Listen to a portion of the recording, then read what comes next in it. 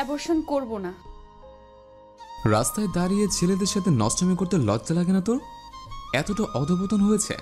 আজকে তুই বাড়ি চল, তারপর দেখবি তোর হাল কি করি। স্যার, আপনি ম্যাডামকে ভুল বুঝছেন। উনি তো ফুল কিনতে এসেছে। কত টাকা তোর ম্যাডামকে কিনেছিস যে দরদ উতলায় পড়ছে? না স্যার, এমন কিছু না, সত্যি উনি ফুল কিনতে এসেছে। ইভার হাত টেনে নিয়ে রিকশা উঠালো রোহান। ইভা ভয়ে ভয়ে বলল, তুমি আমাকে যা বলার বাসায় এসে বলতে, বা কি হয়েছে যেটা জেনে নিয়ে। একদম চুপ। তোর মতো মেয়েকে আমি খুব ভালো করে চিনি। ইভা সাহস করে আর কিছু বলতে পারল না।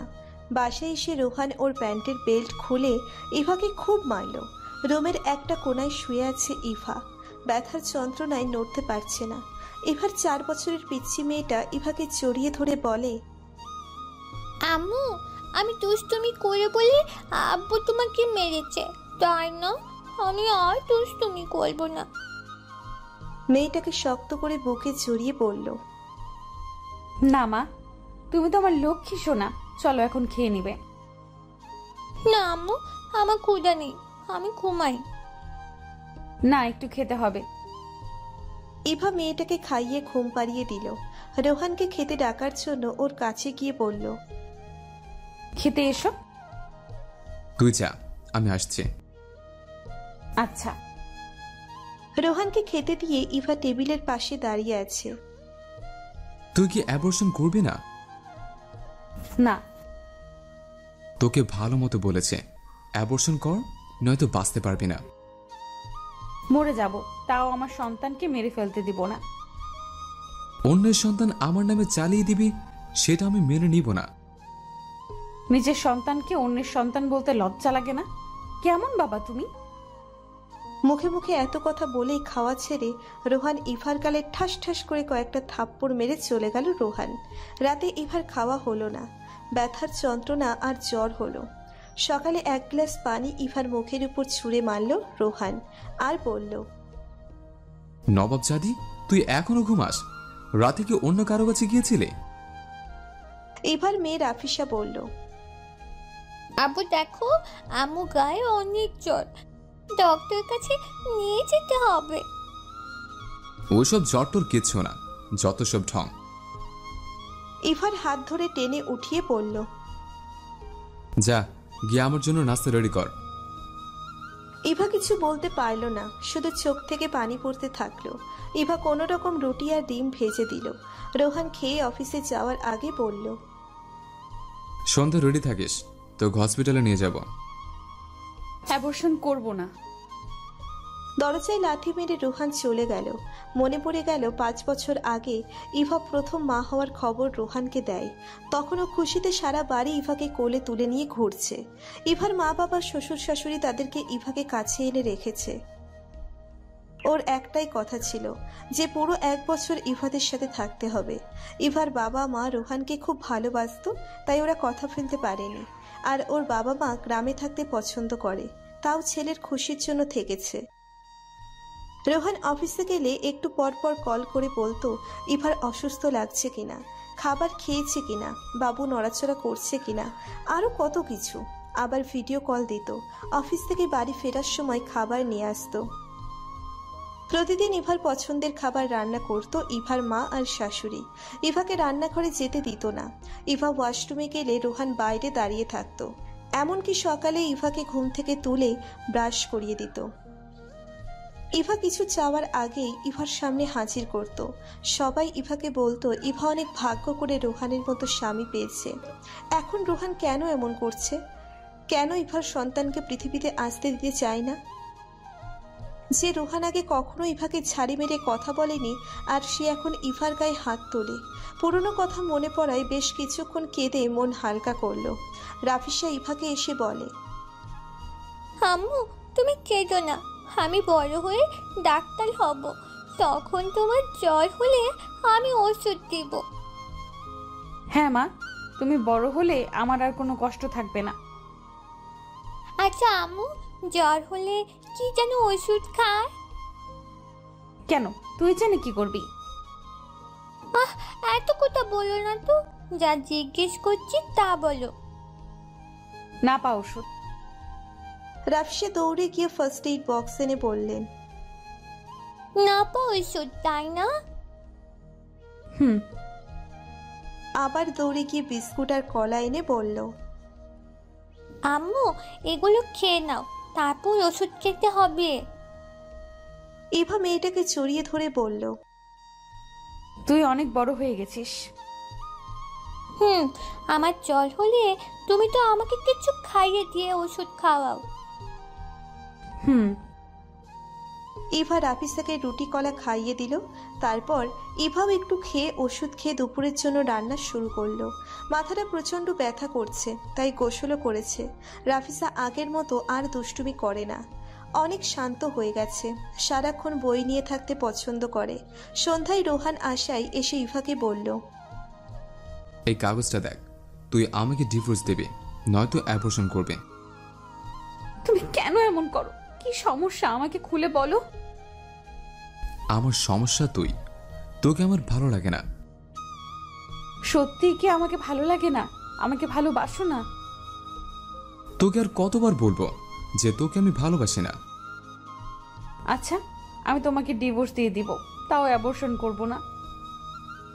রাফিসার দায়িত্ব আমি নিতে পারবো না। যাওয়ার সময় ওকেও নিয়ে যাবে। তোর দুটো বাচ্চার দায়িত্ব কে নেবে? আমার বাচ্চাদের দায়িত্ব আমি নিতে পারবো। ডিভোর্স পেপারে সিগনেচার করে এখন আমার বাসা থেকে বের হ। 2 দিন তোমার কাছে সময় চাই, তারপর আমি চলে যাব। 2 দিন পরে আবার কোনো অজুহাত দেখাবি না, ওকে?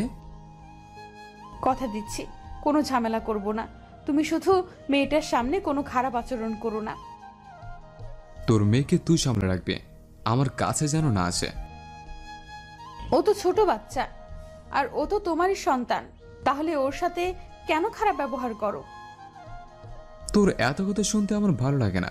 যা গিয়ে আমার জন্য চা বানিয়ে নিয়ে আয়। হুম। ইভা চা বানিয়ে টেবিলের উপর রেখে দিল। তখন কলিং বেল বাজলো। ইভা দরজা খোলার আগে রোহান দরজা খুলল। ডেলিভারি ম্যান একটা পার্সেল দিয়ে এসে বলল। ইভা ইসলামের নামে একটা পার্সেল এসেছে, ওনাকে ডেকে দিবেন? জি, আমি ওর হাজব্যান্ড, আমাকে পার্সেলটা দিতে পারেন? ওকে। রোহান পার্সেলটা নিয়ে দরজা লাগিয়ে দিয়ে ইভাকে বলল। আজকাল তোর অনেক লোক হয়েছে, বাসায় পার্সেল পর্যন্ত পাঠিয়েছে। ওটা আমি অনলাইনে অর্ডার করেছি। আমাকে একদম মিথ্যা বলবি না। তোর যে আরো প্রেমিক পুরুষ আছে তা জানি। আমার প্রেমিক পুরুষ থাকলে তোমার কি? তুমি তো ডিভোর্স পেপারে সিগনেচার করে দিয়েছো, শুধু আমার সিগনেচার করা বাকি। তারপর তো আমাদের মধ্যে কোনো সম্পর্ক নেই। তুই আমার বাড়িতে থেকে আমার সাথে মুখে তর্ক করবি? এটা হতে পারে না, খুব বার বেড়েছিস। 2 দিন আমাকে সহ্য করে নাও, তারপর তো আমি চলে যাব। রাফিসা দরজার কোনায় দাঁড়িয়ে রোহান ও ইভার কথা শুনে বলল। আম্মু আমার 2 দিন পর কোথায় যাব? সুখের দেশে যাব। তুই আর তোর মেয়ে আমার চোখের সামনে থেকে সরে যা। রাফিসাকে নিয়ে ইভা অন্য রুমে চলে গেল। 4 মাস ধরে রোহান ও ইভা আলাদা ঘুমায়।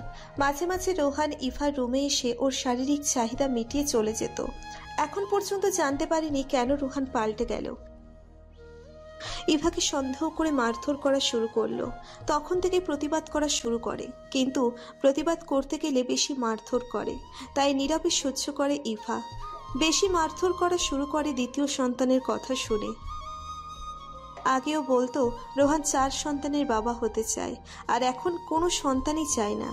রাফিসা ইভাকে জড়িয়ে ধরে চুপ করে শুয়ে আছে। ইভা ওর মাথায় হাত বুলিয়ে দিয়ে বলল। তুমি কি তোমার বাবার সাথে থাকতে চাও নাকি আমার সাথে থাকতে চাও? দুজনের সাথে থাকতে চাই। সেটা তো হবে না মা, যে কোনো একজনের সাথে থাকতে হবে। তাহলে আমি তোমার সাথে থাকবো। আব্বু আমাকে একটুও ভালোবাসে না, শুধু বকে। বাবা মা সব সময় সন্তানদের ভালোবাসে। বাবা সারাদিন অফিস থেকে কষ্ট করে, তো তাই একটু রাগ দেখায়।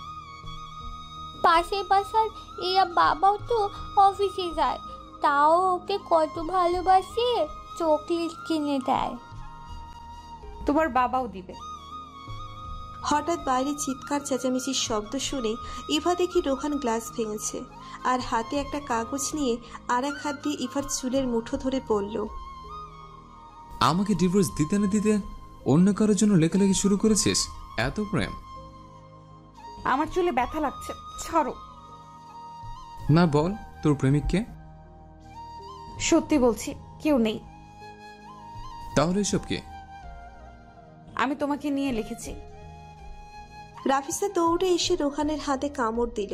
তাতে রোহানের রাগ আরো বেড়ে গেল। রাফিসাকে দুটো থাপ্পড় দিল।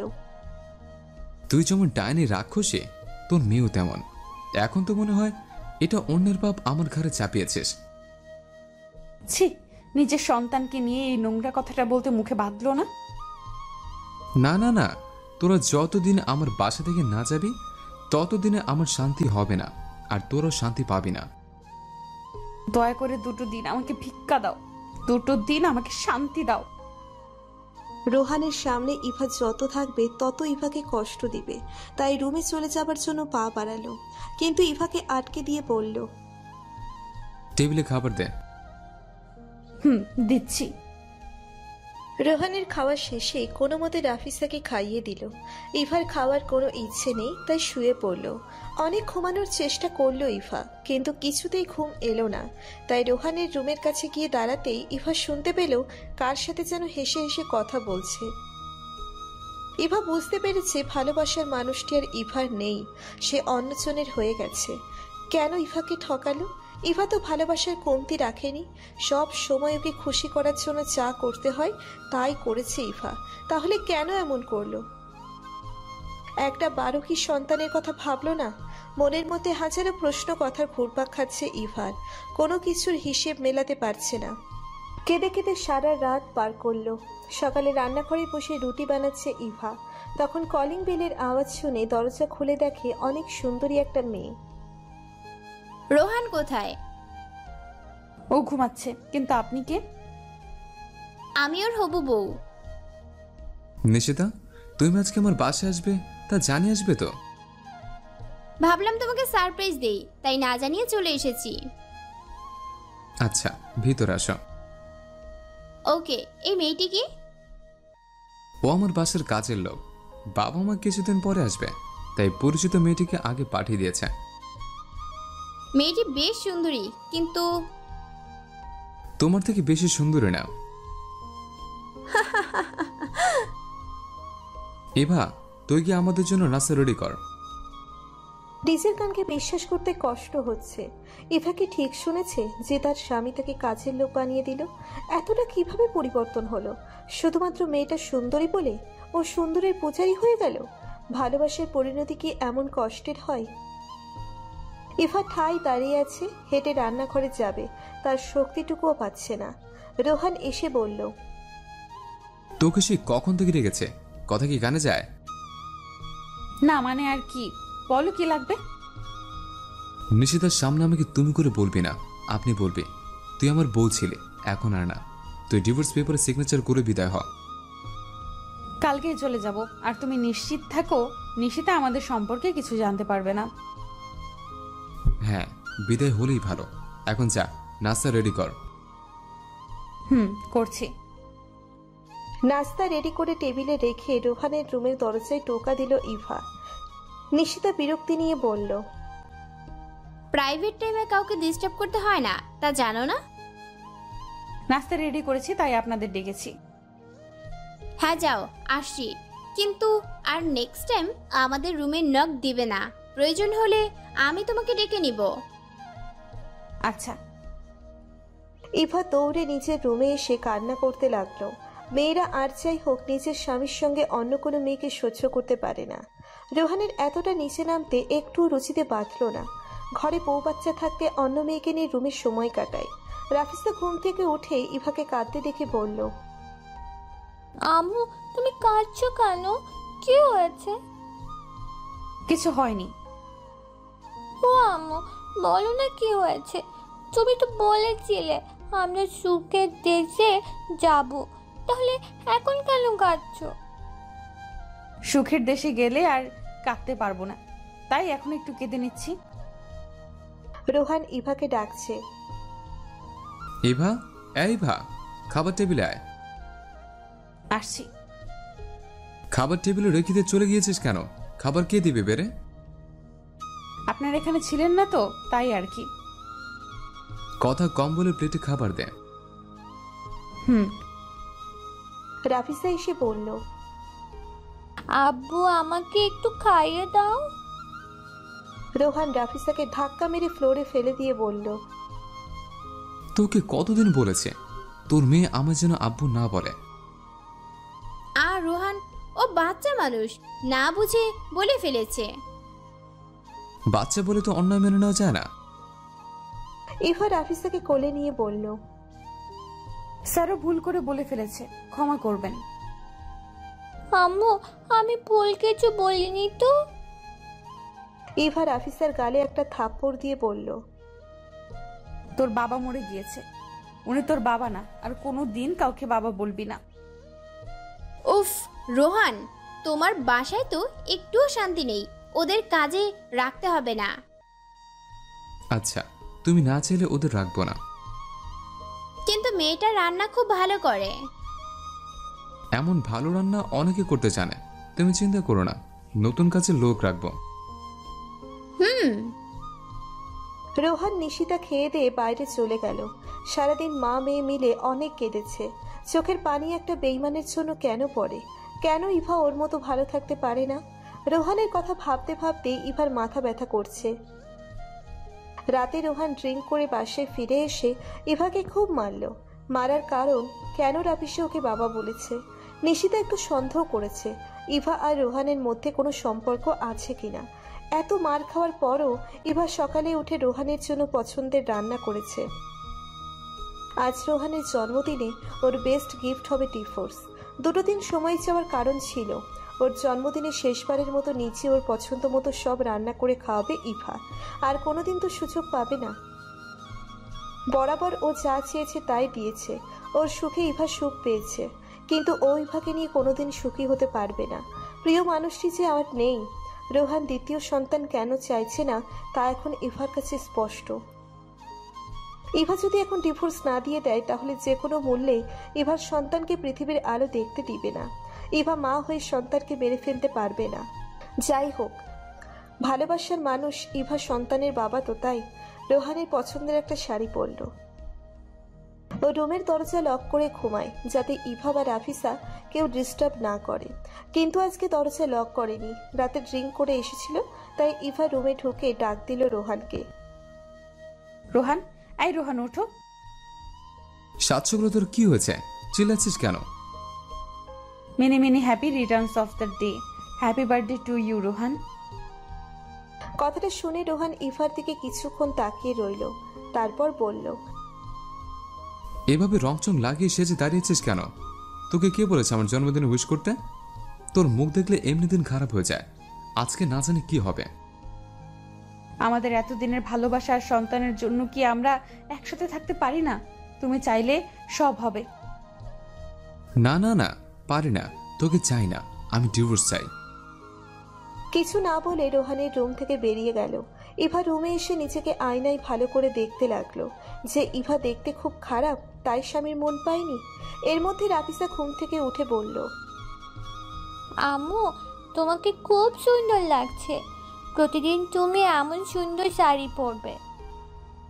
হ্যাঁ মা, তুমি এখন যাও, ব্রাশ করে এসো, তারপর একটা জায়গায় নিয়ে যাব। আচ্ছা আম্মু।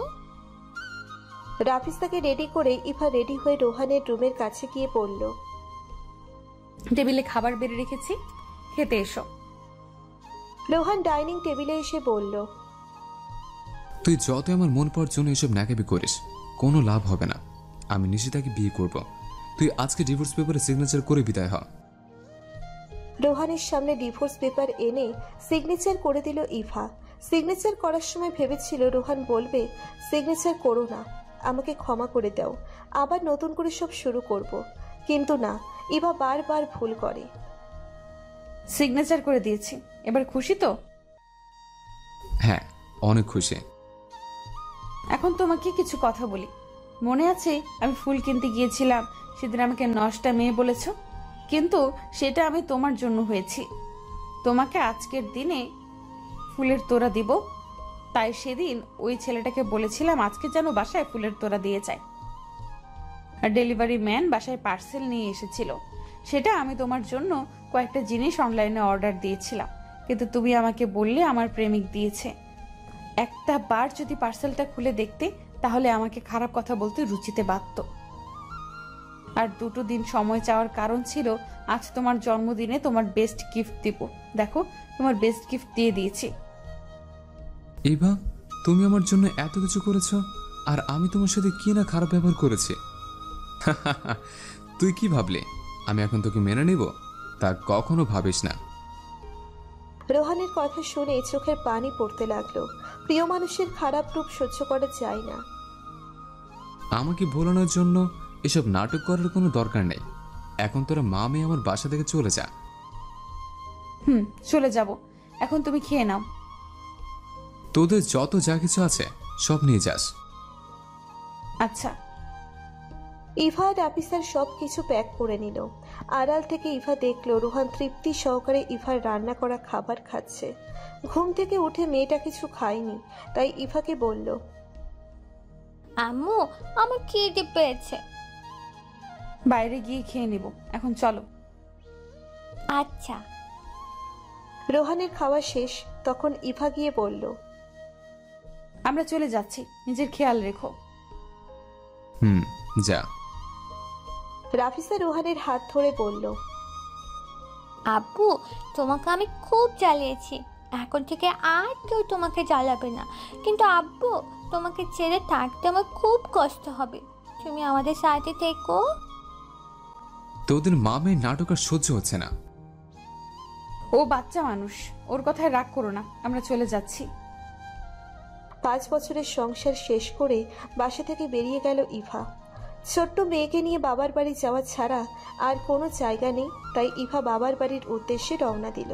রাফিসাকে পথে খাওয়ানোর জন্য কেক, কলা, পানি কিনে দিয়েছে।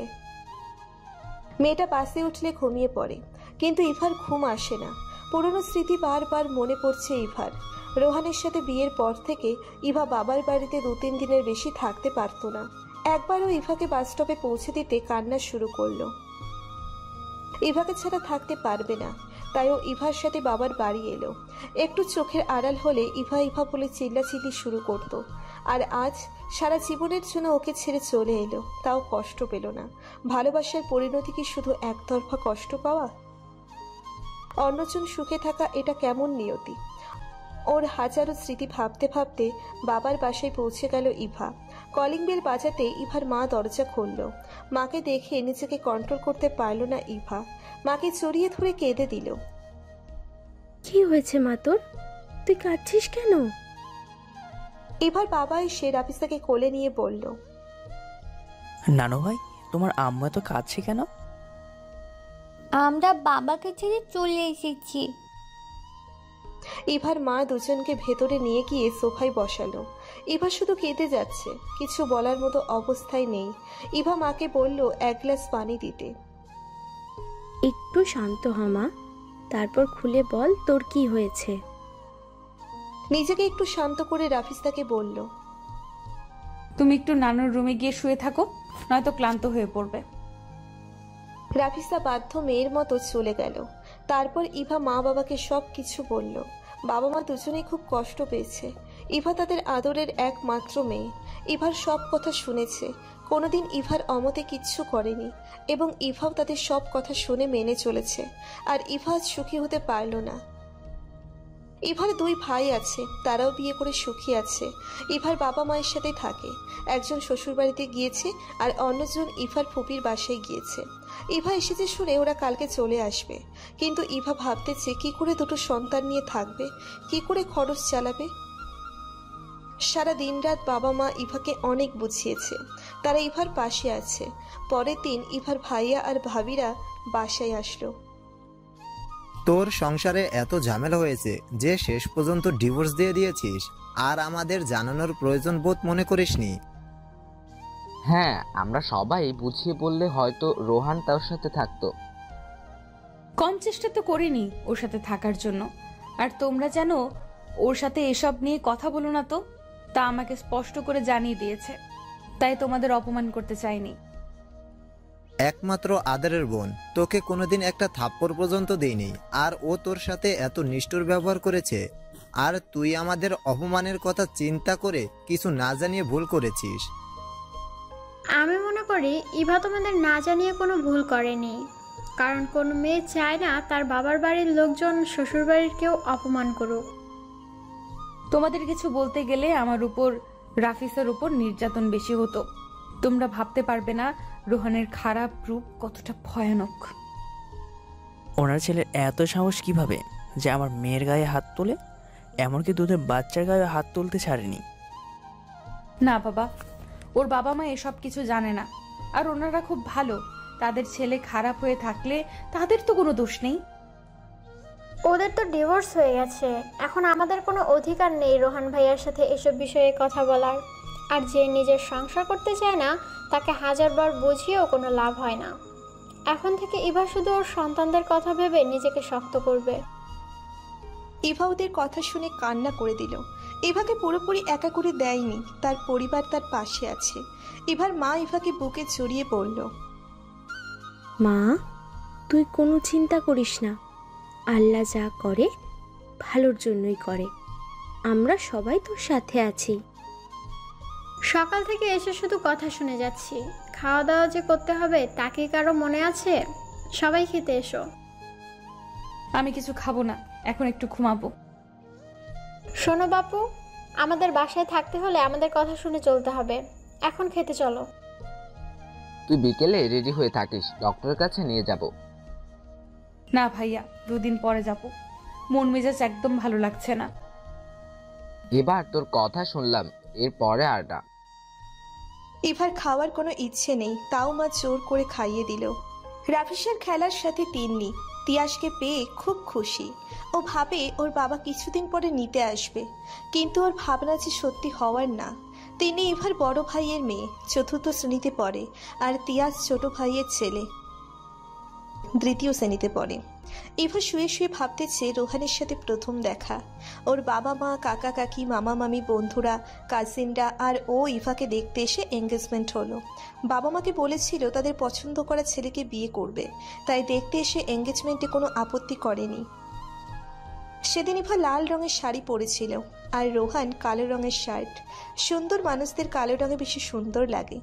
দুজনে আলাদাভাবে কথা বলতে গিয়েছিল, তখন ও বলল, আপনি পরিবারের চাপে পড়ে বিয়ে করবেন না। যদি নিজের ইচ্ছে থেকে বিয়ে করতে চান তাহলে আমার সাথে বিয়ে হবে, নয়তো না। না, আমি কারোর চাপে পড়ে বিয়ে করতে যাচ্ছি না, নিজের ইচ্ছে। তাহলে আমারও বিয়ে করতে সমস্যা নেই। আপনার পছন্দের কেউ আছে নাকি? আরে না না, আপনাকে পছন্দ করে বিয়ের প্রস্তাব দিয়েছে। আমাকে আপনি আগে থেকে চিনেন কিভাবে? আপনি কলেজ থেকে বাড়ি ফিরছিলেন, তখন আপনাকে দেখে ভালো লাগে। তারপর আপনি যে রিক্সা ছিলেন ওটা ফলো করে আপনার বাড়ির ঠিকানা পেয়ে যায়।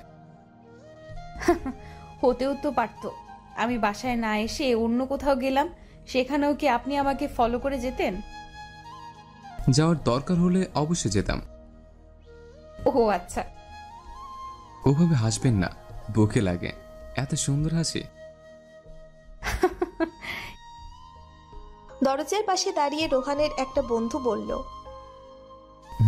চলো। কয়েকদিনের মধ্যে ইভা ও রোহানের বিয়ে হয়ে গেল। কত সুন্দর ছিল 5 বছরের স্মৃতিগুলো। ভালোবাসাও কোনো কমতি ছিল না, একে অপরের ছায়া হয়ে থাকতো সব সময়। বাস্যটাতে ও ইভাকে একটা ব্রেসলেট দিয়ে বলেছিল সারা জীবন যেন হাতে রাখি। ইভার হাতে এখনো ব্রেসলেটটি আছে, শুধু মানুষটি নেই। রাফিসা ইভার কাছে এসে বলল, আম্মু দেখো, আমাকে কতগুলো চকলেট চিপস দিয়েছে। কে দিয়েছে? তাকে চিনি না তো। তোমাকে বলেছি না যে অপরিচিত কেউ কিছু দিলে নিবে না। উনি তো নানাদের বাসায় এসেছে, তারপর আমাকে দেখে এইসব দিয়েছে। এমন কে এসেছে? চলো তো গিয়ে দেখি। 6 বছর পরে তিহান ভাইয়ের সাথে দেখা ইভার। আগের থেকে বেশ পরিপাটি হয়েছে। আসলে সময়ের সাথে সবকিছু পরিবর্তন হয়। ইভার দিকে এক ধ্যানে তাকিয়ে আছে তিহান। তাই ইভা বলল, তিহান ভাই। হ্যাঁ হ্যাঁ বল, কেমন আছিস? এই তো ভালো আছি, তুমি কেমন আছো? ভালো। দেশে কবে এসেছো? 1 মাস হলো। ভাবি কেমন আছে? আরে আমি তো বিয়ে করিনি। সে কি, এখনো বিয়ে না করলে আর কবে বিয়ে করবে? আমার কথা বাদ দে, তোর কথা বল। সংসারে কে কে আছে, কেমন দিন যাচ্ছে সেসব বল। ইভা সংসারের কথা শুনে চোখে পানি চলে এলো। তাও ইভা নিজেকে কিছুটা কন্ট্রোল করে বলল, ভালো। তুমি বসো, মাকে ডেকে আনি। মামির সাথে দেখা হয়েছে, তুই বস। ও, তোর মেয়েটা দেখতে খুব মিষ্টি হয়েছে, একদম তোর মতোই। আমার মেয়ে তো আমার মতোই হবে। রাফিসা ইভারা ফোনটা হাতে করে নিয়ে এসে বলল, আব্বুকে একটু কল দাও, আমি কথা বলবো। না সোনা, এখন কথা বলা যাবে না। কেন যাবে না? ব্যস্ত আছে তো তাই। তুমি যাও, গিয়ে খেলা করো। না, আমি আব্বুর সাথে কথা বলবো। মেয়েটা এত জেদ করছে যখন, তাহলে একটু কথা বলিয়ে দে। সেটা সম্ভব নয়। বলে ইভা উঠে গেল। আড়ালে গিয়ে চোখে পানি মুছে রান্নাঘরে গিয়ে ছোট ভাবিকে বলল, ভাবি, তোমাকে কি ডেকেছি নাকি? আমি নিজে থেকে এসেছি, ফল শরবত বানিয়ে দিই। তোমার কোনো কাজ করতে হবে না, আমার সব কাজ করা কমপ্লিট। একটু রান্না তো করতে পারি। না পারো না, আমার সাথে এসো। তিহান দেশের আসার পর আজ প্রথম ইভাদের বাসায় এসেছে, তাই আজকে না খেয়ে থেকে যেতে পারবে না। বাসায় রান্নাবান্নার আয়োজন চলছে, কিন্তু ইভাকে কোনো কাজ করতে দিচ্ছে না। ইভার 4 মাসের প্রেগন্যান্সি চলছে। এর মধ্যেও ইভার স্বামী গায়ে হাত তুলত, আর পরিবারের কেউ ইভাকে সামান্য কাজও করতে দেয় না। প্রতিটা পরিবার যদি মেয়েদের অসহায় সময় শক্তি দেয়, তাহলে মেয়েরা সব কষ্ট ভুলতে সক্ষম হয়। ও হ্যাঁ, আপনাদের বলতে ভুলেই গিয়েছি, তিহান হচ্ছে ইভার মামাতো ভাই। তিহান আসার কারণে সবার ভালো লাগছে। তিহান খুব মিশুকে, যার জন্য সবাইকে অতি সহজে আপন করে নেয়। ওদিকে রোহান আজকে নিশিতাকে বিয়ে করেছে। নিশিতার বাবার অফিসে রোহান জব করে। রোহান দেখতে যেমন সুন্দর তেমন স্মার্ট, যে কেউ দেখলে ক্রাশ খাবে। নিশিতা মাঝে মাঝে অফিসে এসে রোহানের সাথে গল্প করত। রোহান নিয়ে বড় ক্লাবে পার্টিতে যেত। নিশিতা সারাক্ষণ টাকার অহংকার নিয়ে থাকতো, সাথে রোহানকে বুঝতো টাকা ছাড়া কিছুই হয় না। রোহানও আস্তে আস্তে নিশিতার বিলাসিতায় আসক্ত হলো। রোহান ভাড়া বাসে ছেড়ে নিশিতাদের বাসায় গিয়েছে। দুপুরে খাওয়া দাওয়া শেষ করে ইভাদের বাসার সবাই তিহানের সাথে গল্প করতে আছে। সবাই ইভার মন ভালো করার জন্য নানাভাবে চেষ্টা করে। ইভা সবার সাথে বসে থাকলেও তার মন পড়ে আছে রোহানের স্মৃতিতে। সব কথা ইভা হ্যাঁ বলে যাচ্ছে। তিহান বলল, ইভা, তোর বরের সাথে আমাকে মিট করিয়ে দিবি না? একদিনের ছুটি নিয়ে আসতে বল। তিহানের কথা শুনে সবাই চুপ হয়ে গেল। কে কি উত্তর দিবে তাই ইভা বলল, না ভাইয়া, আমাদের ডিভোর্স হয়েছে। কথাটা বলে ইভা ওর রুমে চলে গেল। রাফিসা রোহানের ছবি সামনে নিয়ে শত কথা বলে যাচ্ছে। এই দৃশ্য দেখে ইভার চোখের পানি বাঁধ মানল না। ইভার কান্না দেখে পিচ্চি মেয়েটাও চুপ করে আছে। সত্যিকারের ভালোবাসায় বোধ হয় ভুলে থাকা যায় না। বেশ কিছুক্ষণ পর তিহান ইভার রুমে আসে। ইভা শুয়ে আছে। তিহানকে দেখে উঠে বসতে চাইলে তিহান বাধা দিয়ে বলে, সবার কাছ থেকে জানতে পেরেছি তোর জীবনে এখন একটা খারাপ সময় যাচ্ছে, তাই ওসব শুনে বলে তোকে আর কষ্ট দিতে চাই না। কষ্টের পথ তো সবেমাত্র শুরু। কিসের কষ্ট বল? যে তোর ভালোবাসার মূল্য দিল না, সন্তানদের কথা ভাবল না, স্ত্রীর মর্যাদা দিতে পারিনি, তার জন্য কষ্ট পাওয়ার কোনো মানে হয় না। সে তো ঠিকই ভালো আছে। আমি ভালো থাকতে পারছি না, আমার অস্তিত্বের সাথে মিশে আছে। তোর সন্তানের কথা তো ভাবতে হবে। পারছি না। যে মানুষটা আমাকে ছাড়া অন্য কিছু বুঝতো না, সেই চেনা মানুষ অচেনা হয়ে গেল। তুই নতুন করে সব শুরু কর, দেখবি তোর থেকে ভালো কেউ নেই।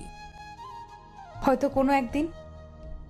ইভার মা এক গ্লাস দুধ এনে বলল, এটা খেয়ে এখন ঘুমা। মা দুধ খেতে ভালো লাগে না। তোর কোনো কথা শুনতে চাই না, এটা খেয়ে নে। উফ মা। তিহান, তুইও গিয়ে একটু ঘুমা।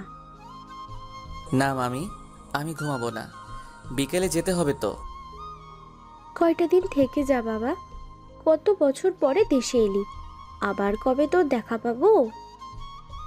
মামি, তুমি এত ইমোশনালি হয়ে কথা বলো যে কথা না রেখে উপায় নেই।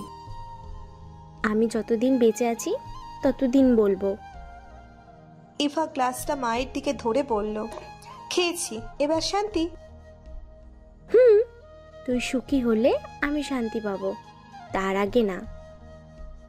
ইভার বাবার সাথে ইভার শ্বশুর শাশুড়ি ইভার রুমে আসে।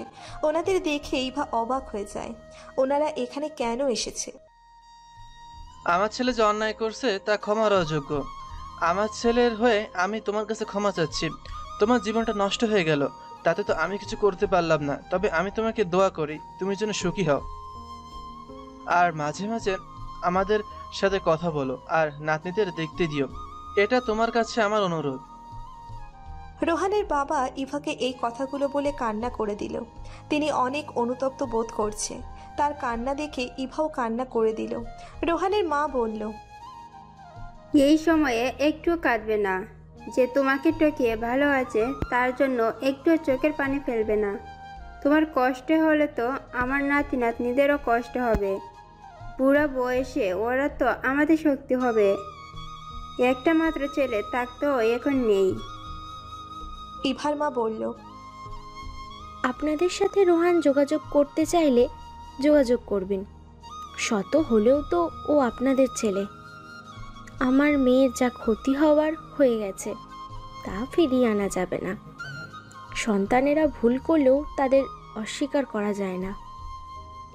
আপা, আমরা অনেক ভাগ্য করে আপনাদের মতো পরিবার পেয়েছি, বৌমা পেয়েছি, কিন্তু আমার ছেলে বুঝলো না।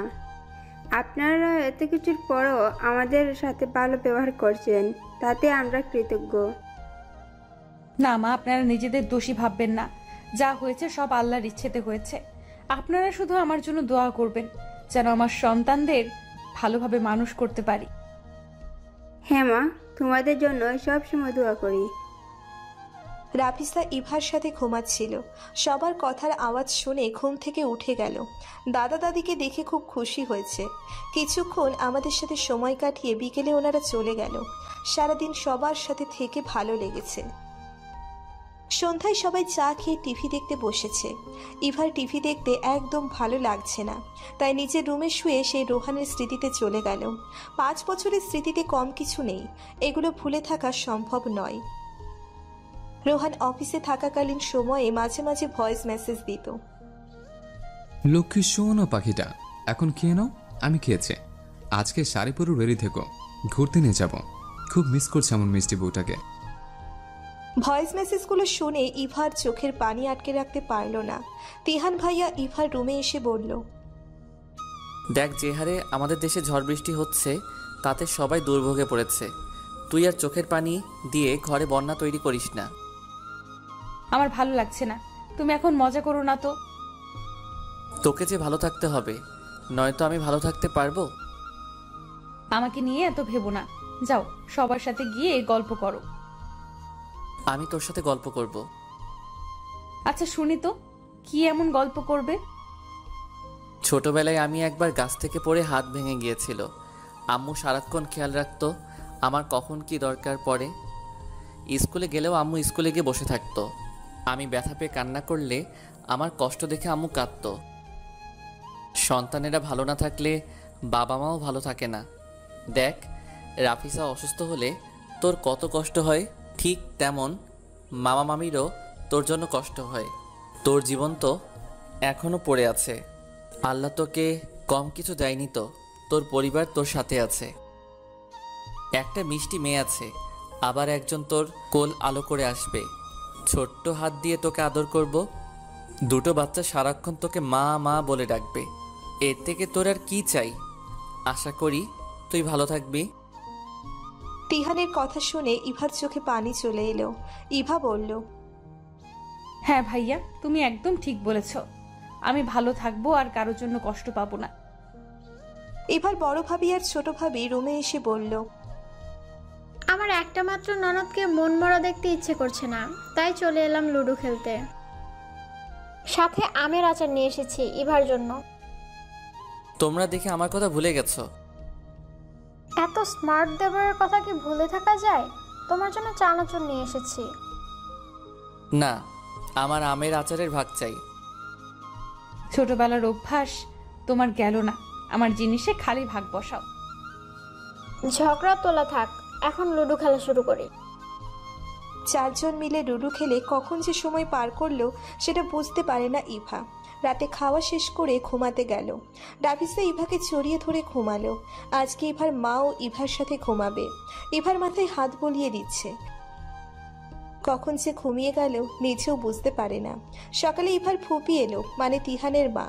সবার থেকে ইভাকে একটু বেশি ভালোবাসে তো, তাই নিয়ে তিহান ভাইয়ার সাথে কত ঝগড়া করতো। ইভা তিহানকে ডাকতে গেল, গিয়ে দেখে সে ঘুমাচ্ছে। তাই না ডেকে চলে আসবে, তখন চোখ গেল একটা ডায়েরির উপর। ইভা ভাবলো বাবার ডায়েরি ভুলে এখানে রেখে গিয়েছে, তাই ডায়েরিটা ইভা হাতে নিল। ডায়েরির প্রথম পৃষ্ঠায় লেখা ইভার ডায়েরি। লেখাটা দেখে চমকে উঠল ইভা, কারণ এটা বাবার ডায়েরি না, এটা তিহান ভাইয়ার ডায়েরি হবে। কিন্তু কেন আমার নামে এসব লেখা? কৌতূহল হলো, তাই ইভা ডায়েরি নিয়ে নিজের রুমে আসলো। তখন শুনতে পেল ইভা ফুপি বাবাকে বলছে, ইভাকে আমার ছেলের বউ করতে চাই, ভাইয়া আপনি আমার আবদারটা রাখেন। কথা শুনে ইভার খুব রাগ হলো। কেন সব সময় ইভার সাথে এমন হচ্ছে? ইভার কারো ভালোবাসায় জড়াতে চায় না। রুমে এসে দরজা লক করে ডায়েরি নিয়ে বসে পড়তে লাগলো। তিহান ইভার ফুফাতো ভাই হয়। তোকে সেই ছোটবেলা থেকে ভালোবাসি, তুই কি আমার ভালোবাসা বুঝিস না? তোর মুখে ভাইয়া ডাকটা একদম সহ্য হয় না। তোকে খুব বেশি ভালোবাসি। তুই হাসলে মনে হয় আমি খুব সুখী। আজকে অনেক সাহস নিয়ে তোকে প্রপোজ করতে গিয়েছিল, কিন্তু শুনলাম তুই বিয়ে করতে রাজি হয়েছিস। চলে যাচ্ছি প্রিয় মানুষকে ছেড়ে। এত বছর পরে তোকে দেখতে পেয়ে যতটা ভালো লেগেছে, ঠিক তত বেশি কষ্ট পেয়েছি তোকে কষ্ট পেতে দেখে। খুব ইচ্ছে করছে তোকে বউ করে পৃথিবীর সুখ এনে দেই, কিন্তু আমি যে নিরুপায়। তিহানের ডায়েরিতে হাজারটা কথা লেখা আছে শুধুমাত্র ইভাকে নিয়ে। তিহান সব সময় ডায়েরিটার সাথে নিয়ে ঘোরে, আর ঘুম থেকে উঠে ডায়েরির ভেতর ইভার একটা পিক আছে সেটা দেখে। আজকে ঘুম থেকে উঠে ডায়েরিটা দেখতে না পেয়ে তন্ন তন্ন করে খুঁজতে লাগলো। ইভা রুমের দরজায় নক করলো। এই ইভা, দরজা খোল, তাড়াতাড়ি দরজা খোল তো। ইভা দরজা খুলে বলল, কি হয়েছে কি? সামনে থেকে সর। কেন? আমার দরকারি জিনিস খুঁজছি। সেটা কি?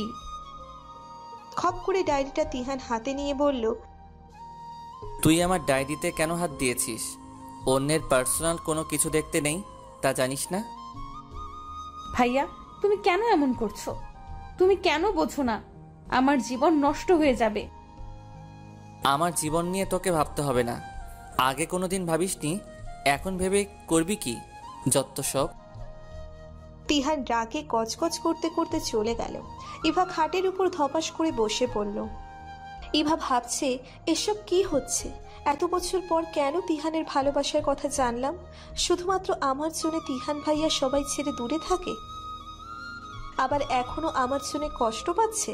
ইভা তার চোখের সামনে থাকলে বেশি কষ্ট পাবে না। ইভা দ্বিতীয়বারের মতো কারো ভালোবাসায় জড়াবে না। ইভা চলে গেল, সবাই ভালো থাকবে। তিহানের মা ইভার মাথায় হাত রাখতে ইভা ভাবনার জগৎ থেকে বেরিয়ে বলে, কিছু কি বলবে? তোকে কিছু কথা বলবো, মন দিয়ে শোন। যে স্বামী তোকে প্রেগনেন্ট অবস্থায় ডিভোর্স দিয়েছে তাকে কোনো আঁকড়ে ধরে বেঁচে থাকবি। প্রেগনেন্ট অবস্থায় ডিভোর্স দেওয়া যাবে না। সন্তান পৃথিবীতে আসা পর্যন্ত অপেক্ষা করে ডিভোর্স দিতে পারবে, কিন্তু সে তোকে এতটুকু সময় দেয়নি, সন্তানকে অস্বীকার করেছে। তোর এখনো অনেক দূর পথ চলা বাকি। সিঙ্গেল মাদার হয়ে বেঁচে থাকা অনেক কঠিন। সমাজ তোকে ভালোভাবে থাকতে দিবে না। প্রতিদিন তোকে লড়াই করতে তাতে তোর সন্তানের ওপর খারাপ প্রভাব পড়বে। তাই আমি তোকে আমার ছেলের বউ করতে চাই। না ফুপি, এটা হয় না। কেন হয় না? তোর কি মনে হয় তিহান তোকে ভালোবাসবে না? তিহান ভাই আমাকে এখন ভালোবাসলে সেটা হবে আমাকে দয়া করে ভালোবাসা, আর আমার সন্তানদের কখনো বাবার ভালোবাসা দিতে পারবে না। সমাজে অনেক কথা বলবে। আরে না রে মা, তিহান তোকে সত্যিই খুব ভালোবাসে। তোর সন্তানদেরও কখনো বাবার অভাব বুঝতে দিবে না। তুই রাজি হয়ে যা মা। না না না, এটা হয় না। ইভার মা এসে বলল, আমার তো তোর ভালো চাই, তুই সুখী হবি। না মা, এসব হয় না। আমি কি তোমাদের কাছে বোঝা হয়ে গেছি? তোর মাকে এসব বলিস না, কষ্ট পাবে। তোদের কোনো দোষ নেই, আমি নিজে চেয়েছি তোকে বউ করতে। তোমাদের কারো আমার কথা ভাবতে হবে না, এখন আমাকে একা থাকতে দাও। ফুপি আর মা চলে গেল। রাফিসার খেলার সাথী পেয়ে ইভাকে জ্বালায় না, আগের মতো আবদার করে না, আম্মু এটা এনে দাও, এটা করো। এখন সে বুঝে গেছে তার মা কিছু করতে পারবে না, কিন্তু ইভার সামনের দিনগুলো সন্তানদের নিয়ে থাকতে হলে কিছু করতেই হবে। এমন অবস্থায় কিচ্ছু করা যাবে না বলে ইভাকে তিহানদের ঘাড়ে চাপিয়ে আপদ বিদায় করতে চাইছে। তারা কেন বোঝে না ইভা কারো মায়ায় জড়িয়ে থাকতে চায় না? ভাবতে ভাবতে প্রচণ্ড মাথা ব্যথা করছে ইভার, তাই শুয়ে পড়ল। কিছুক্ষণ পর ইভার বড় ভাইয়া এসে বলল, বিকেলে রেডি হয়ে থাকিস, তোকে ডক্টরের কাছে নিয়ে যাব। আচ্ছা। সকালের ওই ঘটনার পর থেকে তিহানের সাথে দেখা হয়নি ইভার। বিকেলে রেডি হয়ে ডক্টরের কাছে যাবে, তখন তিহানের সাথে দেখা। ইভার সাথে কথা না বলে চলে যেতে লাগলো। তখন বড় ভাইয়া বলল, তিনাস, তুই কোথাও কি যাচ্ছিস? হ্যাঁ ভাইয়া, সামনে রাস্তার কাছে একটু ঘোর। তাহলে তুই ইভাকে নিয়ে ডক্টরের কাছে যা। আচ্ছা। অনিচ্ছা সত্ত্বেও তিহানের সাথে ডাক্তারের কাছে গেল ইভা। যাওয়ার পথে কোনো কথা বলেনি। ডক্টর দেখিয়ে আসার পথে ফুচকা দেখে ইভার খেতে ইচ্ছে করলো, কিন্তু ইভার সাহস করে কিছু বলার।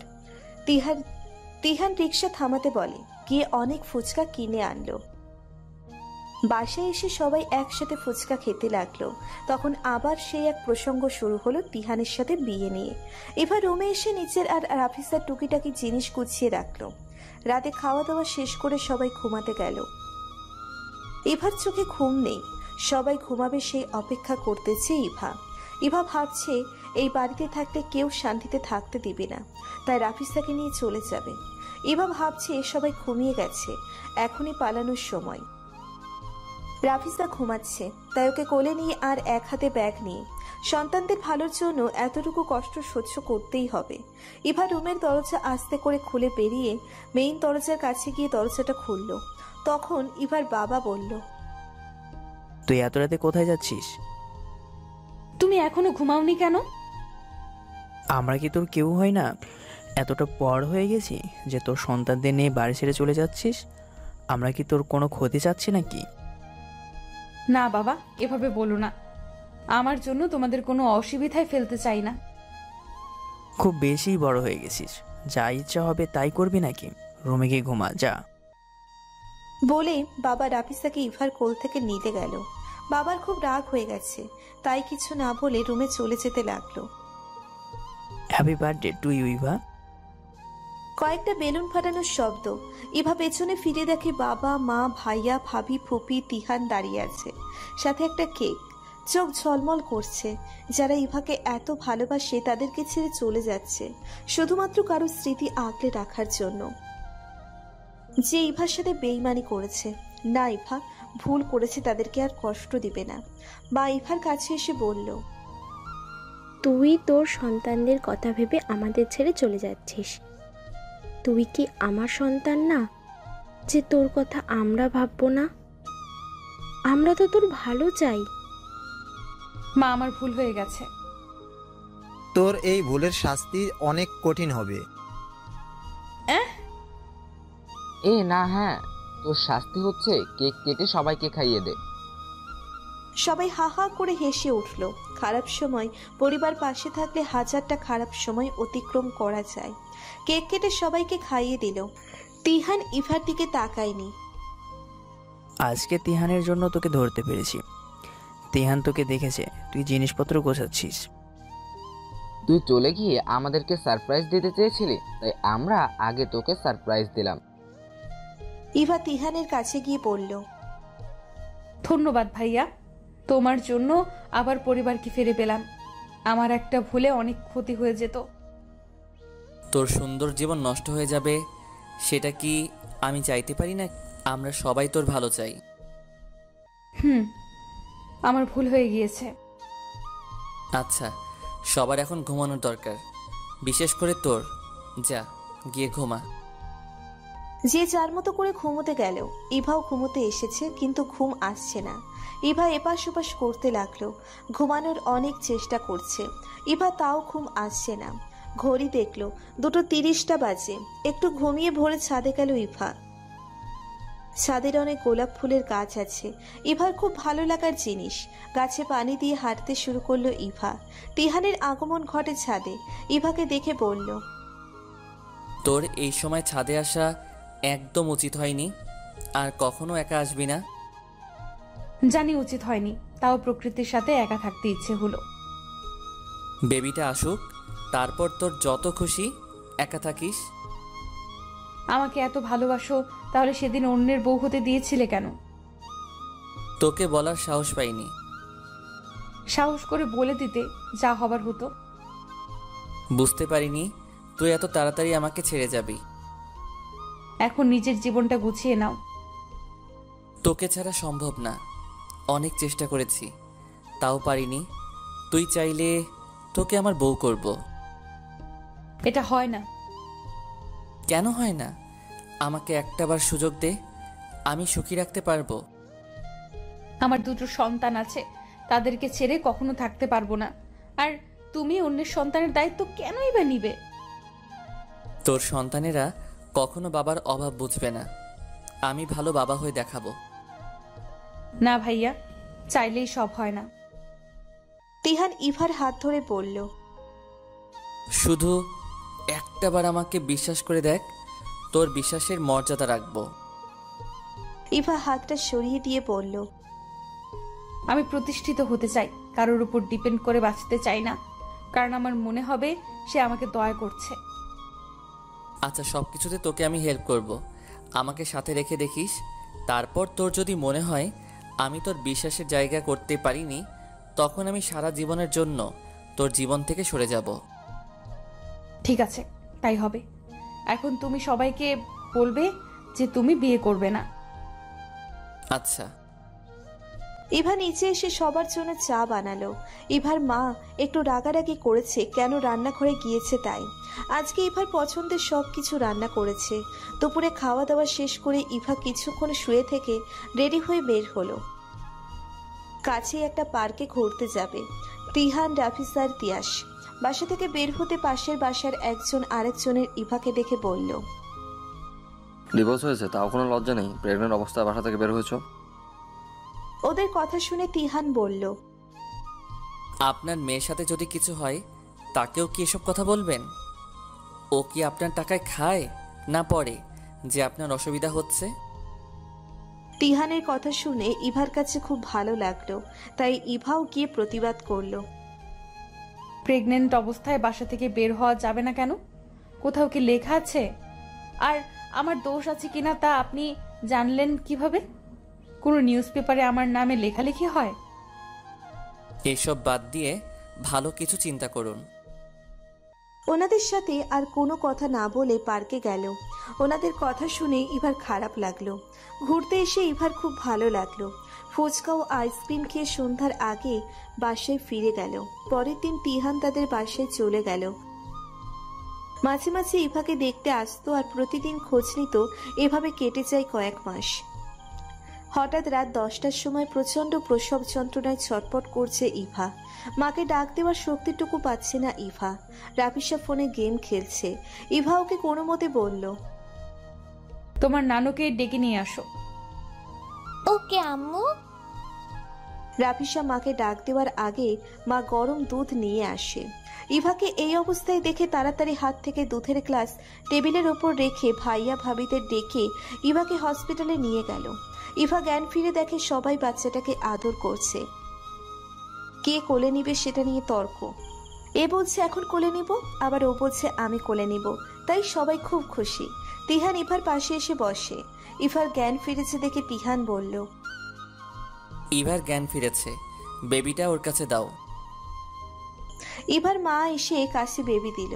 ছেলেটার মুখ দেখে সব কষ্ট এক নিমেষে ভুলে গেল ইভার। অনেক রাত হয়েছে, তাই সবাই কিছুক্ষণ থেকে বাসায় চলে গেল। রাতে তিহান একা থেকেছে।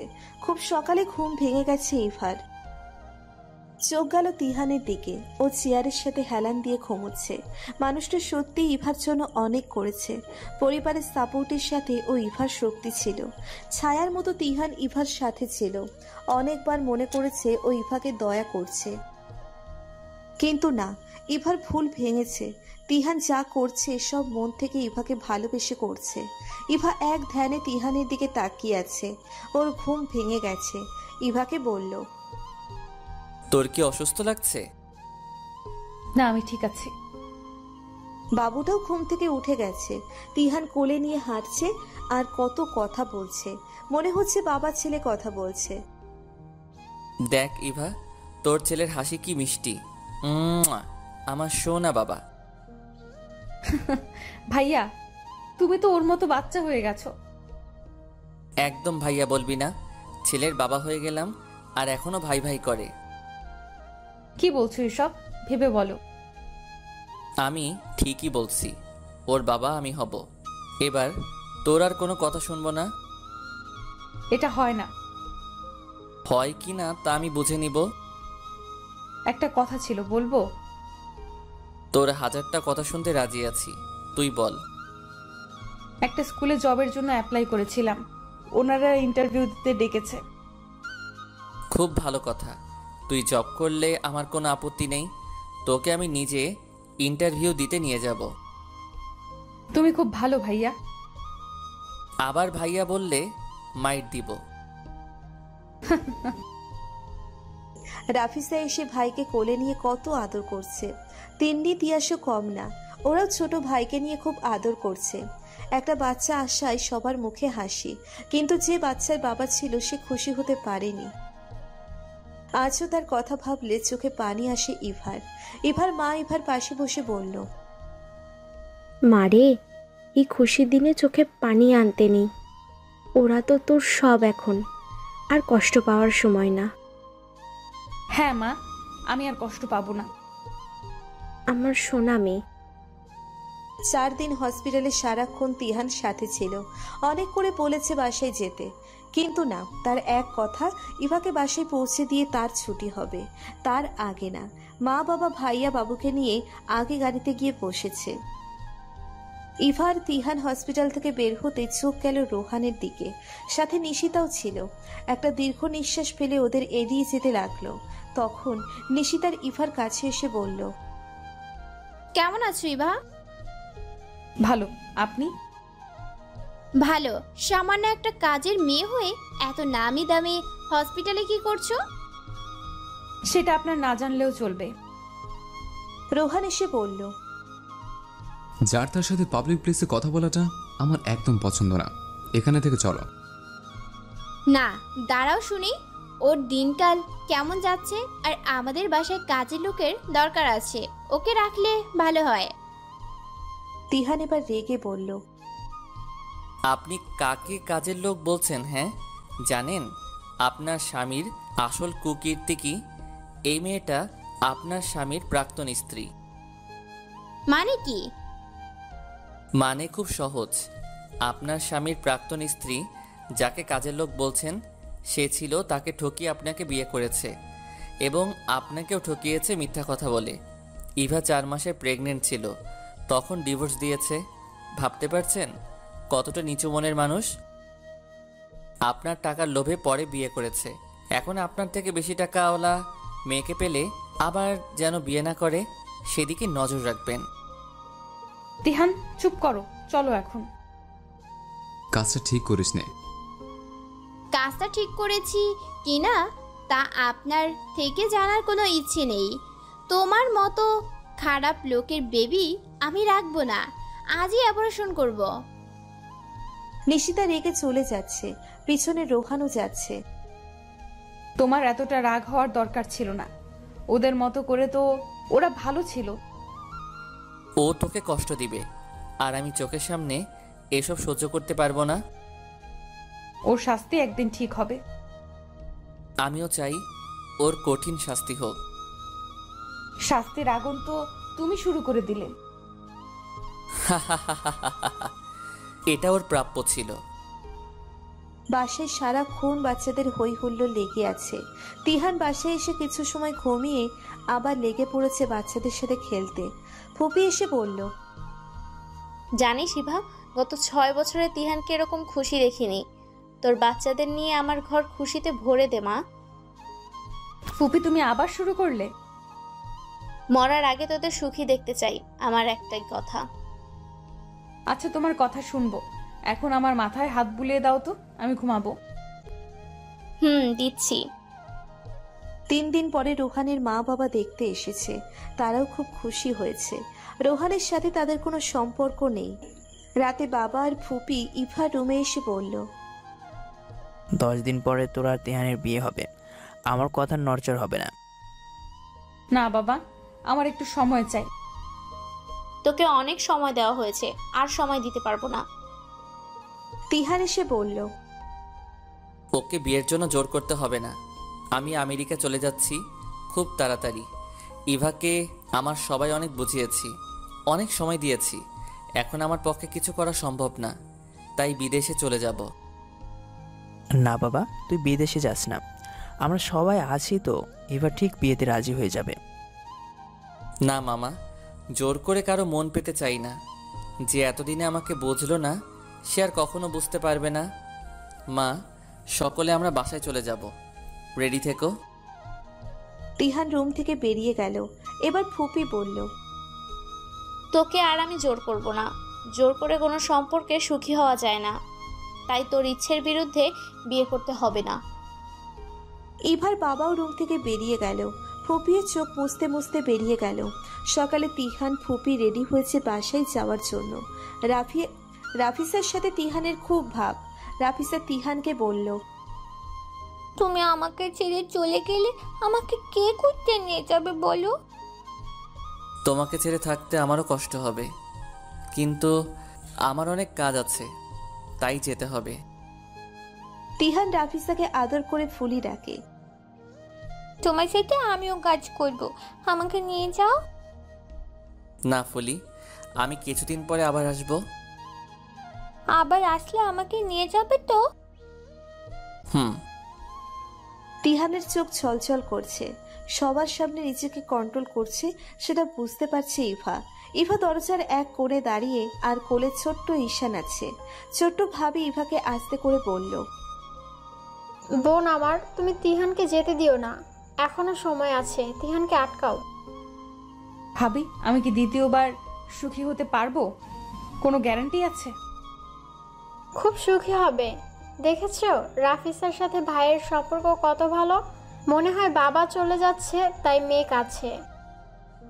বড় ভাবি বলল, ইভা যাও, তিহানকে আটকাও। আচ্ছা, তোমাদের সবার কথা রাখলাম। তিহান শেষবারের মতন ঈশানকে কোলে নেওয়ার জন্য ইভার কাছে এসে বলল, ঈশানকে একটু কোলে নিব। নাও। ঈশান কোলে নিয়ে খুব আদর করলো। তখন ইভা সাহস করে বলল, সারা জীবন বাচ্চাদের বাবার আদরে বড় করবে?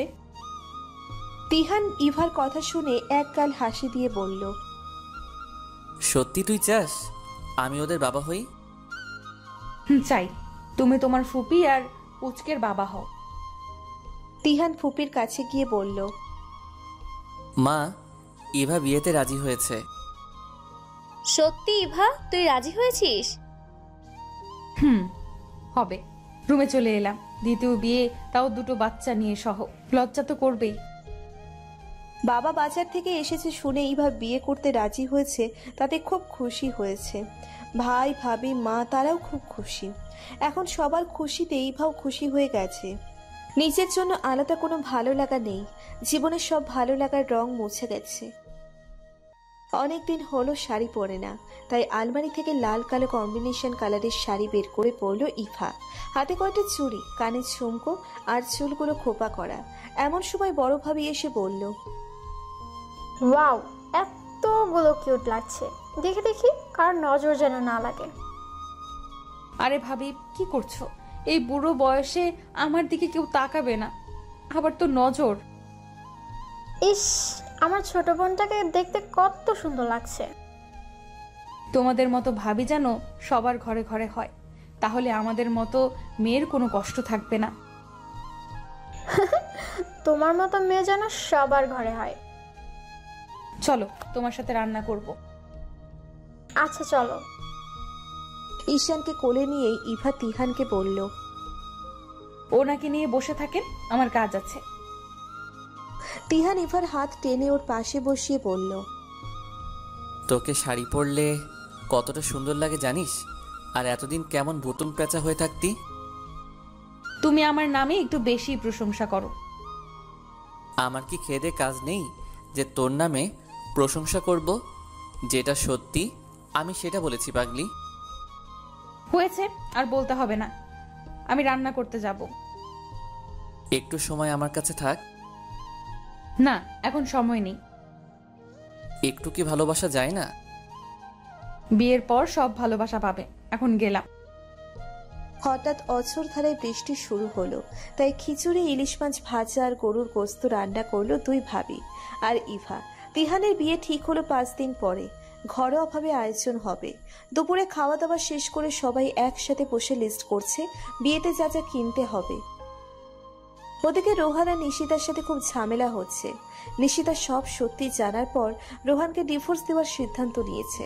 রোহান অনেক আকুতি মিনতি করছে ক্ষমা করে দেওয়ার জন্য, তাই নিশিতা বলেছে ক্ষমা করতে পারে, একটা শর্তে, সেটা হচ্ছে বেবি অ্যাবর্শন করবে, তাহলে রোহানের সাথে থাকবে। নিশিতার সাথে থাকলে রোহান সব সম্পত্তি, বড়লোক, বিলাসিতা উপভোগ করতে পারবে, তাই বেবি অ্যাবর্শন করতে রাজি হলো। নিশিতার এত তাড়াতাড়ি বেবি নেওয়ার ইচ্ছে ছিল না। এখন যখন সুযোগ পেয়েছে বেবি অ্যাবর্শন করার, তাই সুযোগটা কাজে লাগিয়ে ফেলল। ইভা বিয়ের সব কেনাকাটা করা কমপ্লিট। ঘরোয়াভাবে বিয়ের আয়োজন হলেও কেনাকাটায় কোনো কমতি নেই। বিয়ের 2 দিন আগে স্কুলে জবের জন্য অ্যাপ্লাই করেছে, সেটার ইন্টারভিউ দিতে যেতে হবে, তাই তিহান এসেছে ইন্টারভিউ দিতে যাওয়ার জন্য। ইন্টারভিউ খুব ভালো হয়েছে, মনে হয় জবটা হবে। ফুপি বলেছে নাতি নাতিদের সে সামলাবে, জব করলে কোনো সমস্যা নেই। দিন শেষ ইভার তিহান ভালো থাকলেই তারা সবাই ভালো থাকবে। আজ ইভার দ্বিতীয় বিয়ে হলো। বাসর ঘরে 2টো বাচ্চা নিয়ে বসে আছে। বিয়ের পর সব ভালোবাসা পাবে, এখন গেলাম। হঠাৎ অঝোর ধারায় বৃষ্টি শুরু হলো, তাই খিচুড়ি, ইলিশ মাছ ভাজা আর গরুর গোস্ত রান্না করলো দুই ভাবি আর ইভা। তিহানের বিয়ে ঠিক হলো 5 দিন পরে।